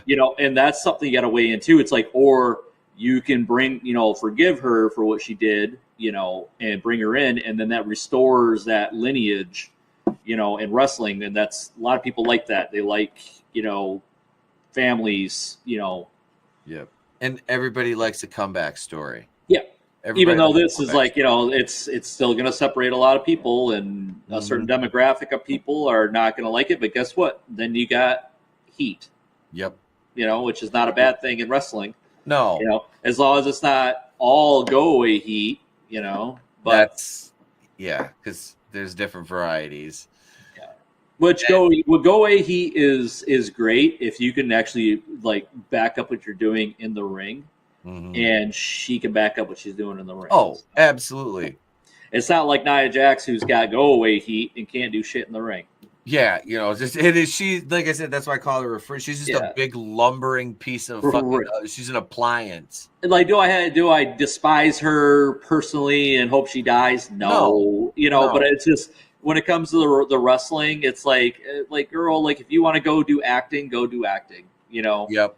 You could be like shit. I can't even think of the rapper. Queen Latifah. Queen Latifah. It's like I could see her doing like fucking action movies and stuff like that, like how she does it. You know what I mean? I could see her in like some NYPD Blue or something like that as a no nonsense police chief or some shit. You know what I mean? That's what I could see Nia Jax doing. Not, I hope that's what she does. I hope she finds like something outside wrestling.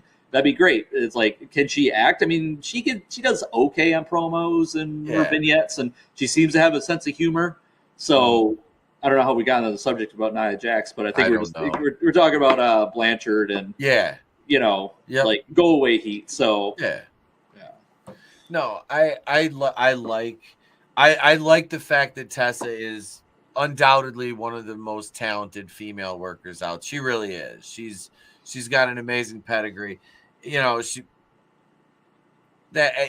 think because she's still relatively young, if I'm not mistaken.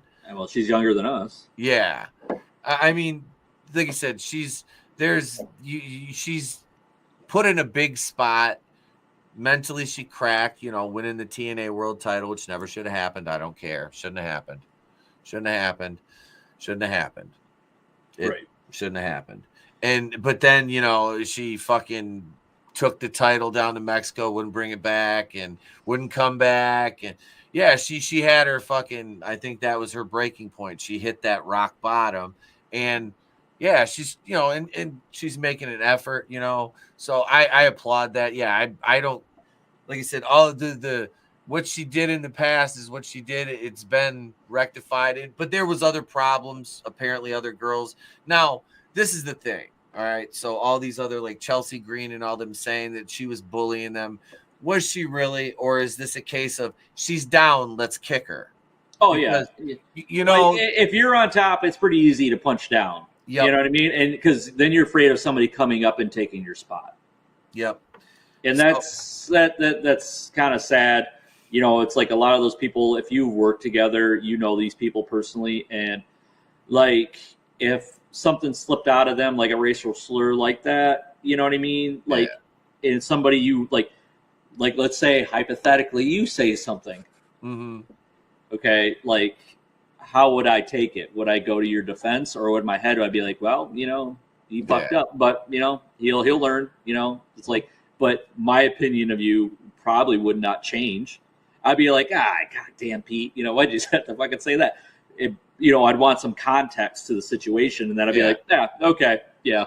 What? Like, it was a meme. Oh. Yeah. It was just a meme. Come on, it was a joke. It's like, that's the thing. Me and you, we've talked about this before. Yeah. Like, me and you believe anything can be funny. Yep. Anything can be made fun of. It doesn't matter what, race, religion, whatever, circumstance, Yep. You can make fun of death. You can make fun of anything, babies, whatever. It doesn't matter. What matters is it in the context of it being funny, and are you just, if people are like, oh, I'm offended by that, well, that's a you problem, because I'm laughing at it. I find it funny. So did a bunch of other people, but you have a problem with it. That sounds like a you problem. It's a joke. It's comedy. It's like people going to a comedy club and getting mad because they're telling jokes. You know? That blows my mind every time. I'm like, is it really the heckling? People are fucking mad. It's like they went to a place where a guy is going to talk sarcastically about touchy situations to generate what creates laughter in our heads. because that's what laughter is. It's a sudden release, you know. And yeah, I just find that hilarious that people get offended like that. So going back to this, it's like you could find the humor in it, and if both parties have reconciled, then what's the fucking point, you know, of all of this, other than people like to hate other people. It's not fun to like people. It's more like fun to people because to hate others, because hate is more fires up your endorphins a little bit more when you hate something and you want to talk shit about them. You know, but when you like somebody, you're like, oh, that's a good guy, you know, whatever, you know, it's like, oh, he's funny, you know. But then it's like, oh, you know, when you talk about somebody you don't like, oh, listen to this motherfucker, and then you do whatever you can to bury them. Yep. Because you know it's like a drug. Yeah. Oh yeah. It's like dopamine hits. Yeah. Oh, absolutely. Yeah. That's what it is. But yeah, that's the problem, man. And the IWC is toxic as fuck. Let's face it, bro. Like the IWC is toxic. Wrestling Twitter is. And I know there's a lot of people watching this on Twitter right now. Wrestling Twitter is fucking bad. Like, I remember, like, in Facebook groups, dude, like, and it's so funny, too. Like, you'll be talking, and there'll be nothing but, like, just a bunch of fucking, you can tell they're not in the business.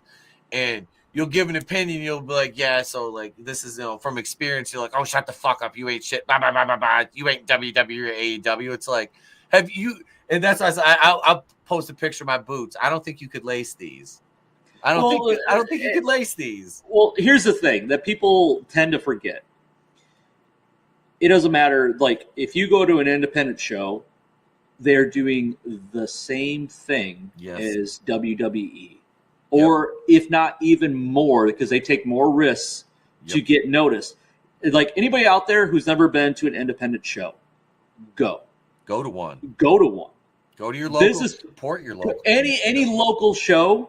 Go to it, like, for real. Like, even if you think it's going to be stupid and lame, I guarantee you'll find something in there that's interesting, or somebody there they'd be like, how the fuck is this guy not, like, how is he not in the, you know, in the feds? It happens all the time, because these are the guys who are trying to live their dream and do whatever they can to get noticed. But the problem is, if you don't go to these shows, they're never going to get noticed. Yep. And that's how stars are created. It's like, yeah, sometimes, you know, WWE grooms people. But sometimes these people are won over by touring everywhere and making a name for themselves before they even enter in. So, like, I mean, what's a good one, like, recently? Hey, James is back. Hey, James is back. All right. There he is. Yeah. I'm not back. I'm, like, using my cell phone because my whole fucking internet died. I can't see you guys. Can you see me? Yeah, I can see you. You're good. We can see you. Fucking hear you though. This motherfucker. This isn't working. Yeah, the internet just like completely went out at my house. Just randomly, like, oh yeah, because I can see it in the back of the screen. It's trying to load. Yep, it's wild. Yeah. Okay, so like going back to that subject about like going to independent shows and stuff like that. A guy who self-created his myth and everything, Joe Hendry. Yeah, like that's a guy. That's a self-made man. Oh yeah, you know, he built he to the point where WWE's like, we gotta fucking do something with this guy. You know what I mean? Like before somebody else does. Yeah. And that's the thing is like I want to like anybody that's out there who's not seen or gone to a local independent wrestling show, they need to. Because you might be able to see somebody who's going to be the next big star someday, and you were there to help support them, and you've seen them from the beginning. And that I used to wrestle with shows with Seth Rollins all the fucking time. Yeah, you have a connection with him. It's like it doesn't mean you have to like him right now, you know, but you respect where he came from, and that's a big deal, you know. And I think people are too fixated on just the big feds, and then they're too busy fighting over those that like, oh, I like this, but I hate this. These guys suck, you know. But yet they know nothing really about what wrestling really is. No. And it's like you want to know about wrestling, you don't want to know about the business. Go see the independent shows. That's where those are the trenches, you know, that's where the battles are fought. Not at the main event in WrestleMania. That's just something they give you for putting in the work, you know? Yeah. But really the work starts right at an independent show. And you know, you talk about the guys and gals on these cards, man. I've been around the block, you know, and it's like, it's fucking, you see the dedication at that level, because you know, I used to be the one rolling around fucking Michigan in a $500 car, you know, hoping this motherfucker makes it there with 2, 3, 4 other guys, and it's like, hey, we better chip. Right, your asshole is sore because it's been puckered the whole time, wondering if you're going to make it. The anxiety, and then on top of that, you're not only thinking about is your car going to make it. Am I going to get paid for this show? Yeah. To make my ass get back. Yep. You know, like, am I going to be able to? Yes. Sorry. Like, you know, there's so many factors to it. It's like, and what am I going to do? Like, what is my position on the card if you didn't know already? You know, there's so much anxiety and things working your way up that it's people that have never been in the business can't even factor in what that's like, you know? Yeah, Scotty Z, you still owe me money. That's what he's trying to tell you. Scotty Z, goddamn. You know, and then you're hoping to sell some merch, get some, hopefully the you know, there's people in the audience, you know, there's so much more to the business than people think, you know, when they comment or you get smart marks and stuff like that, and they think they know the business, and then you just kind of shake your head. It's like, have you even taken a bump? Right. Yep. You know, like I've told, you know, talked to Pete about this many times, you know, when people come in into Dragon's Den, you know, to do a tryout to see if they want to do wrestling training. I've literally seen so many times people's literally their life dream disappear the first time they take a bump. Where they're like, oh shit, is this the way it is? I'm like, this is the way the business is, man. And you're going to be taking a lot of these. And you can tell they don't like getting taken off their feet. I'm like, hey, sorry, you can't be one of those guys that never takes a bump. You're not going to get anywhere in this business, and nobody's ever going to book you if you can't bump and sell. And you literally, like, I've literally seen it in their eyes, just a dream just die, and they don't come back. You know, they're like, all right, this is the proper way to take a bump, and I teach them to do it, and then they hit it, and then I never see them again. And I bet you they don't. They look at wrestling in a whole different light. Yeah, you get a lot more respect when you take a bump. Yeah. Yeah, that shit ain't easy at our age either. No, I feel everyone. And then I feel every time I take a bump, I feel the ones I've taken in the past on top of it. I don't think I'll ever take one again. You probably never take one again. Yeah, I'm sitting here like I'm like, God, I need to go to the chiropractor. God damn. But James, all we have to say is the word bump, and immediately your brain processes how that feels and with what that's like. You know, I keep trying to push this, even though I'm just on my phone. You're on your phone. You don't even need it. It's fucking funny too, because I'm sure I'm on a delay on you guys, but I'm watching. Like, I have my personal phone up here, and then I'm watching the video on my work phone in front of me. So like, this phone is facing towards me, and then my other phone is down here watching the stream, so I can see you guys, even though it's like way behind. There's no delay or anything. It's just you're just a little loud, is all. Yeah, you're good. Oh, my bad. I can talk slow. I mean, no, you're good. This is my fault for saying probably shouldn't have said that.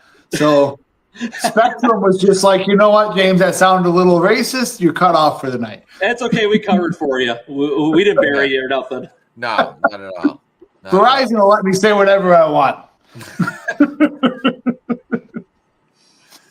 That's it. I'm calling Cash Patel. No, man, I really it felt weird because when I came back a couple months ago, I hadn't been in a ring in fucking 7 years. It better when you took your bump back, you know, you're just like, oh shit. It's like, because you're like all excited about doing all this again, and then you're like, oh, I was like, I forgot this again. I forgot about this. The pain. God damn it! I forgot this part of the job sucks. It's like calling people, you know, toothless halitosis, you know, like, you know, rednecks. That's the fun part, you know, get the heat. But oh shit, when I actually gotta fall, that sucks. But it's like, and that's what my wife thought. I was gonna just do a one shot and be done. And I'm like, nah. I ordered. You got the bug. I got the bug. I ordered boots. I got gear. I just ordered a bunch of T-shirts. We'll have T-shirts available too, which you can not only purchase at Super Shogun Wrestling on March 8th. This is actually my new design right here. Yeah, see that? Nice. I like it. I like it, bro. I had some other shit loaded up that we were going to talk about, and I don't know because I can't see it now because I don't have no, fuck. I can't get my internet to load at all. It's fucked. All right, so what we were talking about, the Tessa Blanchard. Did anybody watch? She's over. Whatever. That's good. TNA's actually been pretty good lately. They still got some junk going on there. I don't know. AJ Francis and over whatever the fuck Top Dollar. They just need to just stop that. I think he's entertaining or was entertaining on that show for WWE where they went around and collected old shit or whatever. But that was fun. He don't look like Top cool. Dollar. He doesn't look like he's first class or whatever the fuck their gimmick is. I don't know if you guys even watch TNA, but I don't have it. I'll watch some of the highlights and stuff like that. Now, I kind of follow what's going on without watching it, if that makes any sense. I'll give you my password. Speaking of which, what's the dude that just left there, Josh Alexander? Yeah, he's gonna sign. It sounds like he signed with AEW or is in the process of. I know Mike Bailey did, but I don't know if you're familiar with Mike Bailey, but Mike Bailey's fucking amazing to watch. But I had never seen him before because I didn't really pay that much attention to TNA or anything before the last few months. I stopped watching it for a long time because it got really bad, But I seen him on the Jericho Cruise last year. It was him and Michael Oku, who was also really good. And them two fucking had one of the best matches I've ever seen in my life. It was just awesome. They did a whole bunch of high spots, but then they also just stopped and did this whole fucking chop back and forth spot that was just so good. It was entertaining. It was funny. They did a lot of different stuff, and it was all just really good. They knew how to hit all the right notes to keep you engaged. Kind of somebody with ADD. Have them two ever worked in AEW before? Because I feel like I've seen them. Michael Oku, that name's familiar. Michael Oku, I think he might have worked there once. I don't know. I swear I've seen him work because I watched AEW. We watched a lot of AEW for about a year and a half straight, and I feel like he works at Rev Pro. That's probably why it's one of their crossover shows or something. They brought him in. I swear to God, I've seen him work over there. I could be wrong, but I don't feel like I've seen him in TNA because I haven't watched the TNA show in fucking years. He's a English guy, a black English guy, kind of shorter. Yeah, he's pretty good though. He's really good. Yeah. SmackDown, Cody Soul. Anything else relevant happen? I don't think so. Their tag division's getting better and more exciting. I kind of like what they're doing with the Street Profits and just beating the shit out of everybody. And that's another reason they could turn Bianca heel because her husband is Montez Ford, right?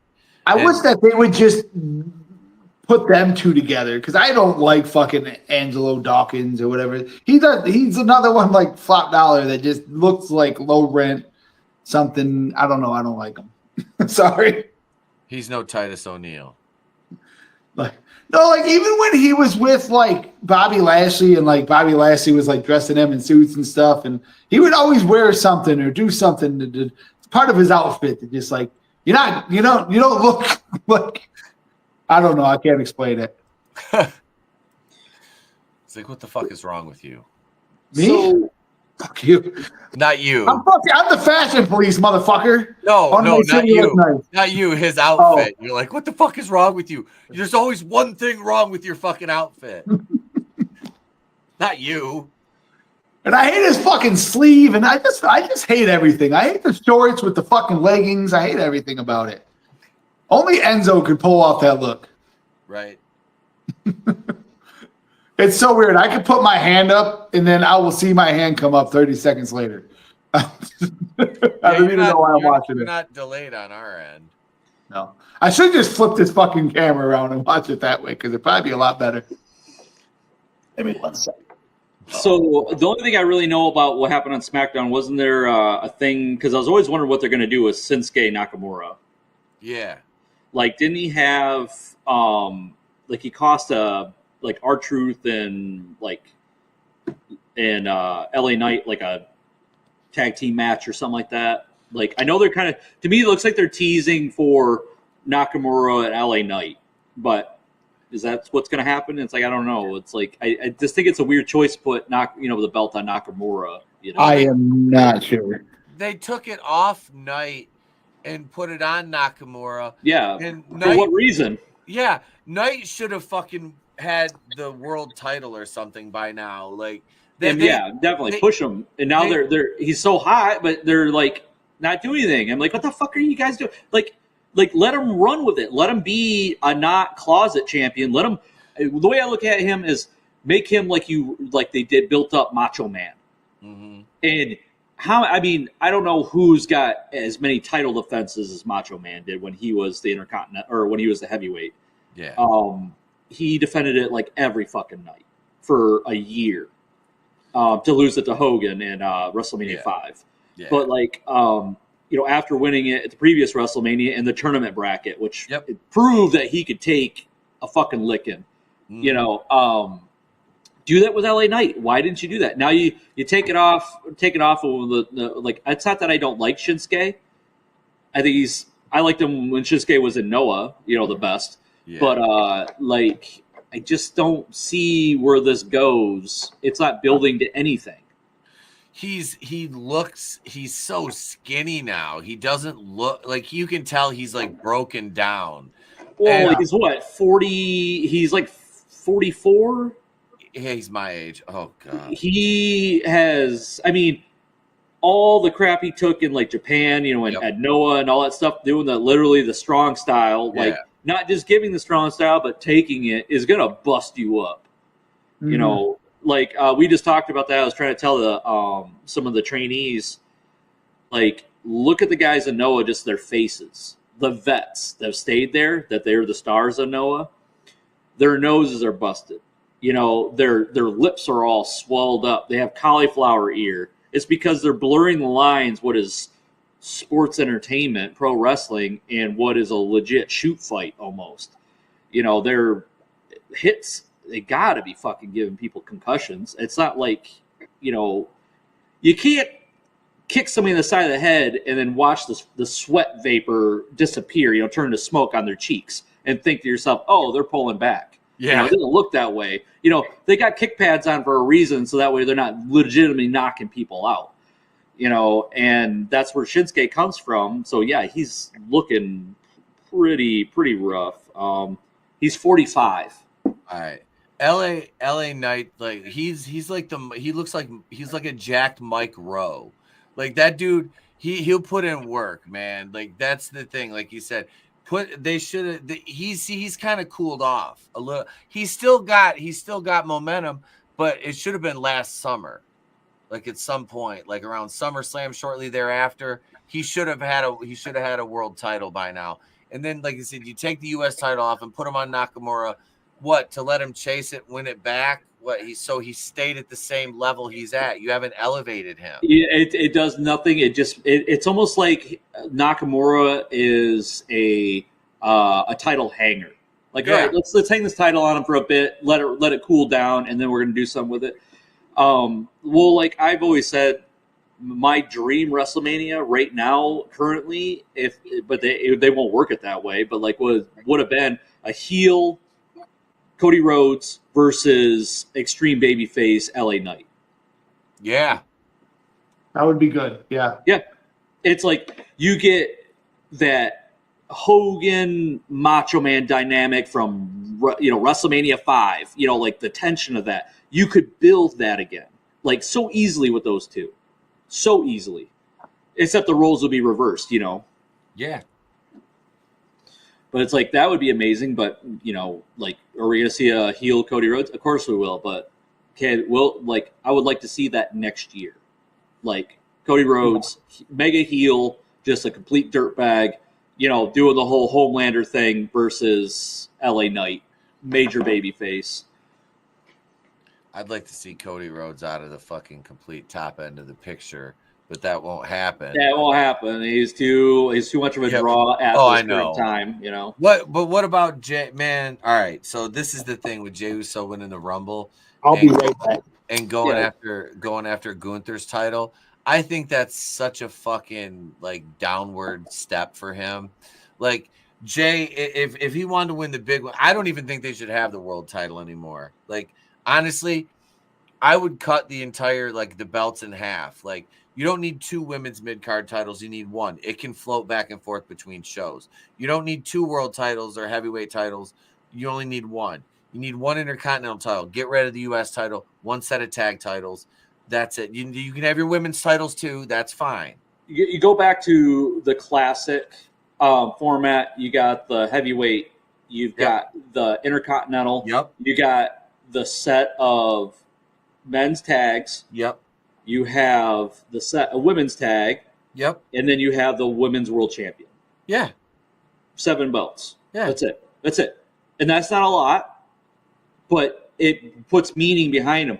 I hated the days when every fucking person had a belt. Yes. Everybody had a belt. And it's like, you know, I got the 24/7 belt. I got the hardcore champion belt. I've got the, you know, everybody had a fucking belt. And then that made the belts completely meaningless.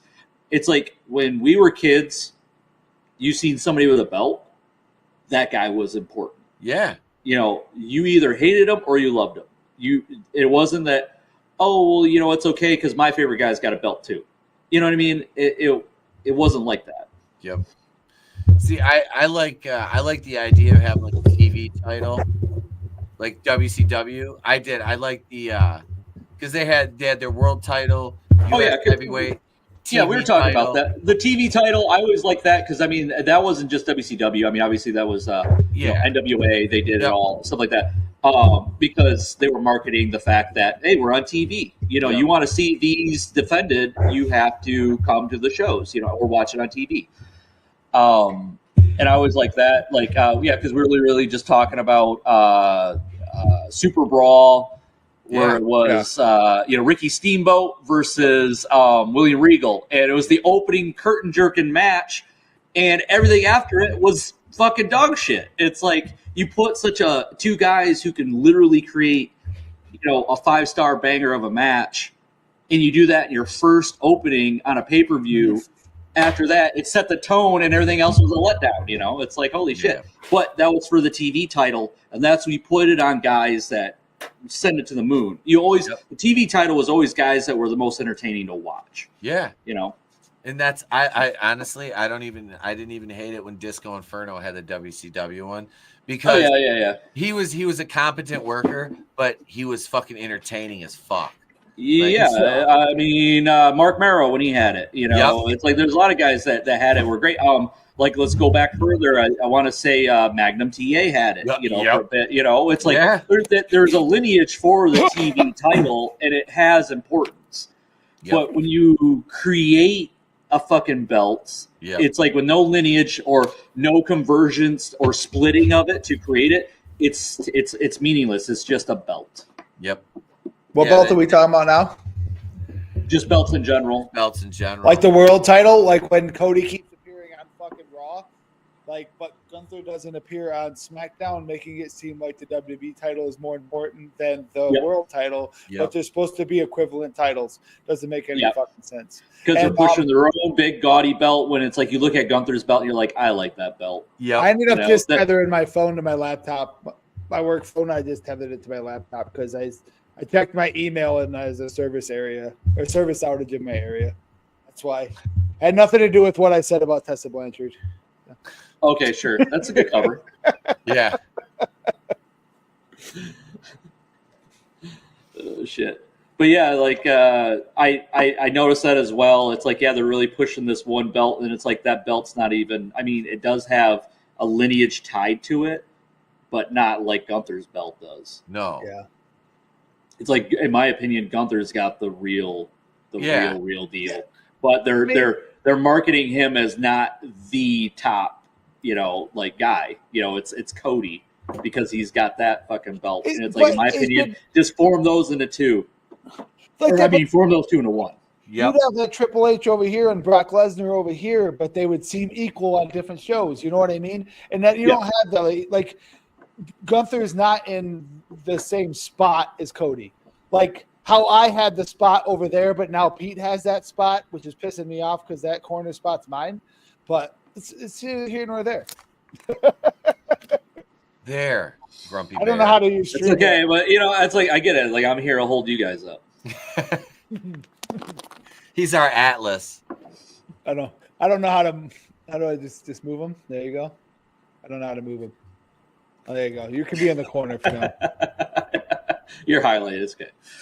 Actually, you go down here for the same reason that I said a long time ago. Nobody puts Petey in the corner. I will never forget that. Did you say that? You said that in a match.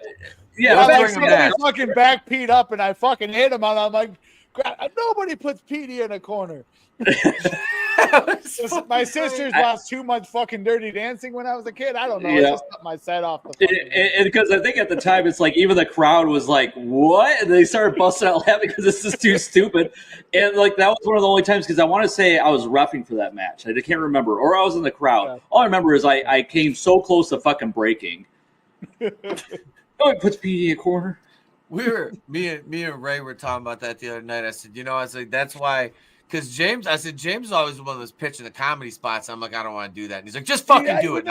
And then I'd end up doing it. I'd end up doing it in the shit and get over. And Ray's like, but that's why you guys work so well. Every comedy duo has like the guy that's like the over the top funny, and then the straight guy. And I'm the straight one of the duo, and he's the one that's like the over the top with it. And that's dude, why we did a thing one time where, like, I think it was like a battle royal, which you don't bump, but like, we were in the corner. It might have been a full. That's when you bumped into my lap. And I bumped into his lap, and I kept putting my head down. I'm like, just push it back down. And then I flipped it up, and he just pushed it back down. So eventually, it looks like I'm bobbing him, which you can do as a heel. Fuck it, dude. Yep. It's like I'm bobbing Pete. Oh, well. We sat there in the corner for like fucking 60, 90 seconds, and nobody fucking came over and like started beating on us. He's just laying there. Pete, so when me and you have our match next week, yeah, and I'm working you over and I work you into a corner, I'm gonna grab you like nobody puts Pete in the corner. I'll start beating somewhere else. I'm gonna go running. I feel like I've been here before. I'm running, and I'm gonna be like, nobody puts Petey in the corner. That's that callback. That's like a fucking 8-year callback. So I'll run in, and anybody that was in the crowd, the one person that was in the crowd at that show 8 years ago is gonna be like, hey, I remember that. I remember that. That's a deep cut. Yeah. I'm just gonna sit front row. Nobody puts Petey in the corner. Dude, don't, because I'll start fucking laughing. I'll start laughing too, but then we'll have to lock up so we can start laughing together. Let's go look like we're gonna be crying or some shit. Why is their lockup taking so long? We're trying to stop laughing, guys. Why does it look like they're like convulsing, because trying to fucking breathe. Yeah. Oh fuck. God damn it. Speaking of breaking, I think the hardest I ever broke was I was in a match with Bojack, and he looks like a lot of different famous people. Well, during the match, somebody yells out, "He looks like Kmart Sinbad," and in my head, I like, what are you talking about? And then it clicked, and Bojack looked at me, and he was all pissed off, and that's all I could see. And I just broke. And everybody in the crowd, like the guy who yelled it, was like, holy shit. It's like, I broke Bag Dog, because I'm just like, couldn't look at Bojack anymore without thinking of fucking Sinbad, the comedian. And to this day, like, I laugh at that. And that was like, shit, that's been 7, 8 years ago, and I just like I see Bojack all the time, one of my favorite guys. And that's the only thing that clicks in the back of my head. It always makes me laugh and smile when I see him. You know, and he's like, "Oh, you're always so happy to see me." I'm like, "Yeah, I am, buddy." You know, and I'm like Kmart brand, you know, like dollar store brand Sinbad, you know. All right. I think we should call it a night. I think I might go to the gym. Yeah. What do you guys think? You're gonna meet me at the gym? I'm probably, but I'm gonna go to bed. You're not gonna meet me at the gym? No, I worked out earlier. Well, I was gonna go upstairs and watch TV. I can't fucking do that apparently because fucking I said something about Tessa Blanchard, so they cut everybody's fucking internet off in all of my area.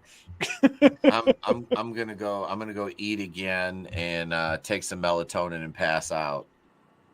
Melatonin is code for marijuana.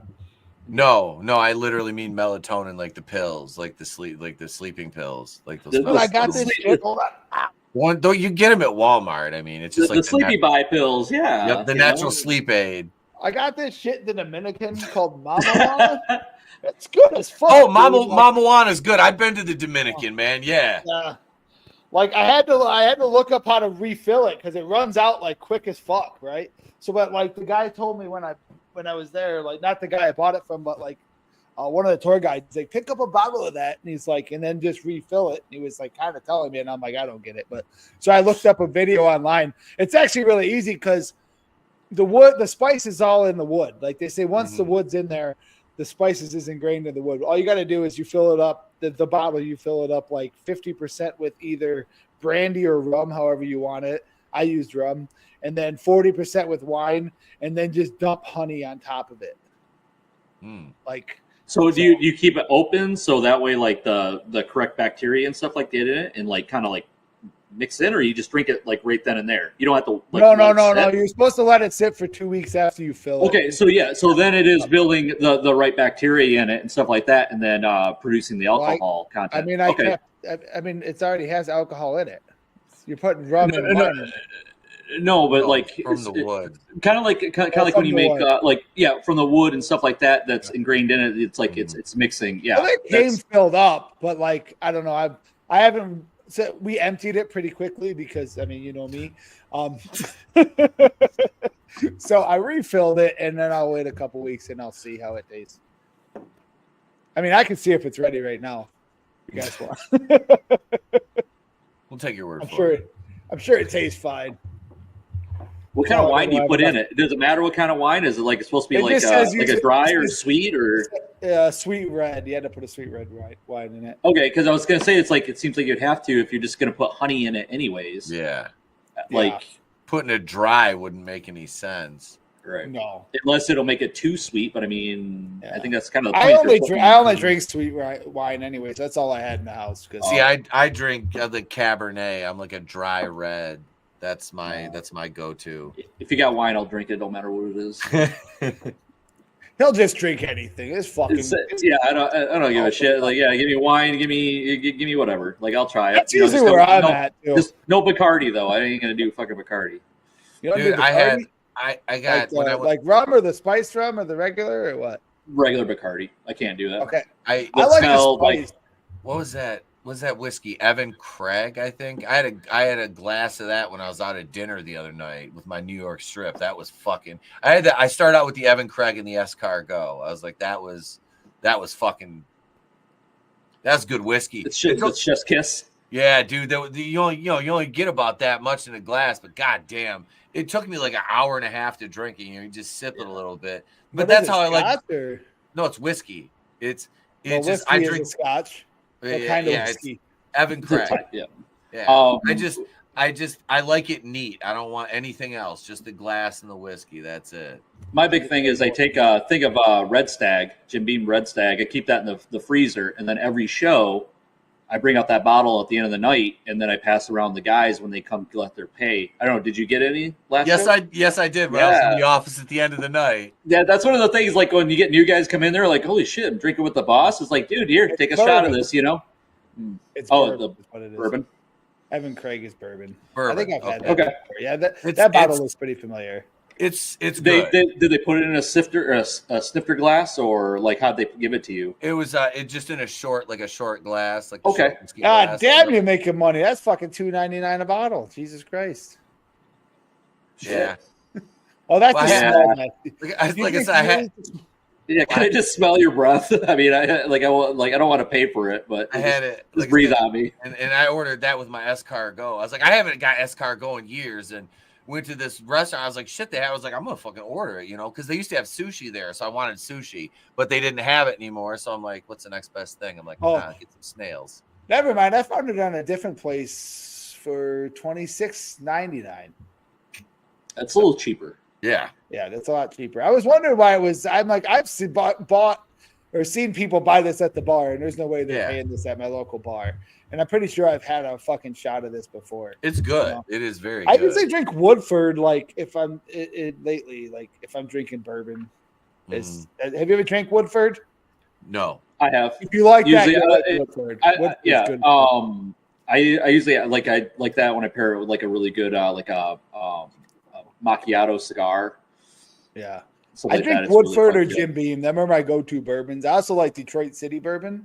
It's pretty good. I don't know if you ever had that. I really like that. And then Scotch is usually Johnny Walker Black. I like black. That's good. Yeah. So I'm here, and I need to get us some good cigars for next. And then if I'm taking shots, that's what I like to. I sip Scotch. I usually mix like the whiskey, the bourbon, in with Coke. And then if I'm doing shots, I drink Jameson. So that's where I'm at with my whiskeys. Yeah, Pete. Next show, we'll light up. I've got a bunch of cigars too, so we'll pass it around. Like whatever you bring, I'll grab maybe one of my imports, one of my Cubans or something. Okay. So, all right, James, you coming to the show next week? No, I'm not. Probably. No, I'm not. I was thinking about watching the Elimination Chamber. I don't know. You gonna come over here and watch it with us? No, I was thinking about just watching it. Let's come over here. Yeah, I'm gonna go out there. I'm gonna go out there. I'll tell you what. If my internet's not working by then, I'll come out there. Okay, deal. Oh no, it's back on. I just looked down and the green light's on. I ain't going nowhere. There's a router out here too, and I just looked down and the router out in the garage has a green light on it. So we're back. All right. I'm not going to the gym. I'm going to watch fucking the rest of Cobra Kai. I'll watch them guys fucking work out. I'll get energized by their montage. Yeah, I ran 5 fucking miles this morning. I'm already tired. So you're looking good, James. I gotta say, you're looking pretty good. That photo of you as the Rock on the cruise, that looked pretty good. I was like, look at him.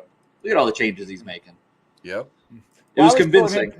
I was showing him pictures earlier because we were talking about the size of like the Outrunners, and I'm like, well, I didn't take a picture with Turbo Floyd this year. I took the picture with Turbo Floyd last year, but then I took a picture with Truth Magnum this year, and like it's like 2 different fucking people in 2 different pictures. Like my head's this fucking big. Oh, dude! And like if you went and you go grab that one Hasbro wrestling T-shirt you got, like I bet you'd be swimming in that.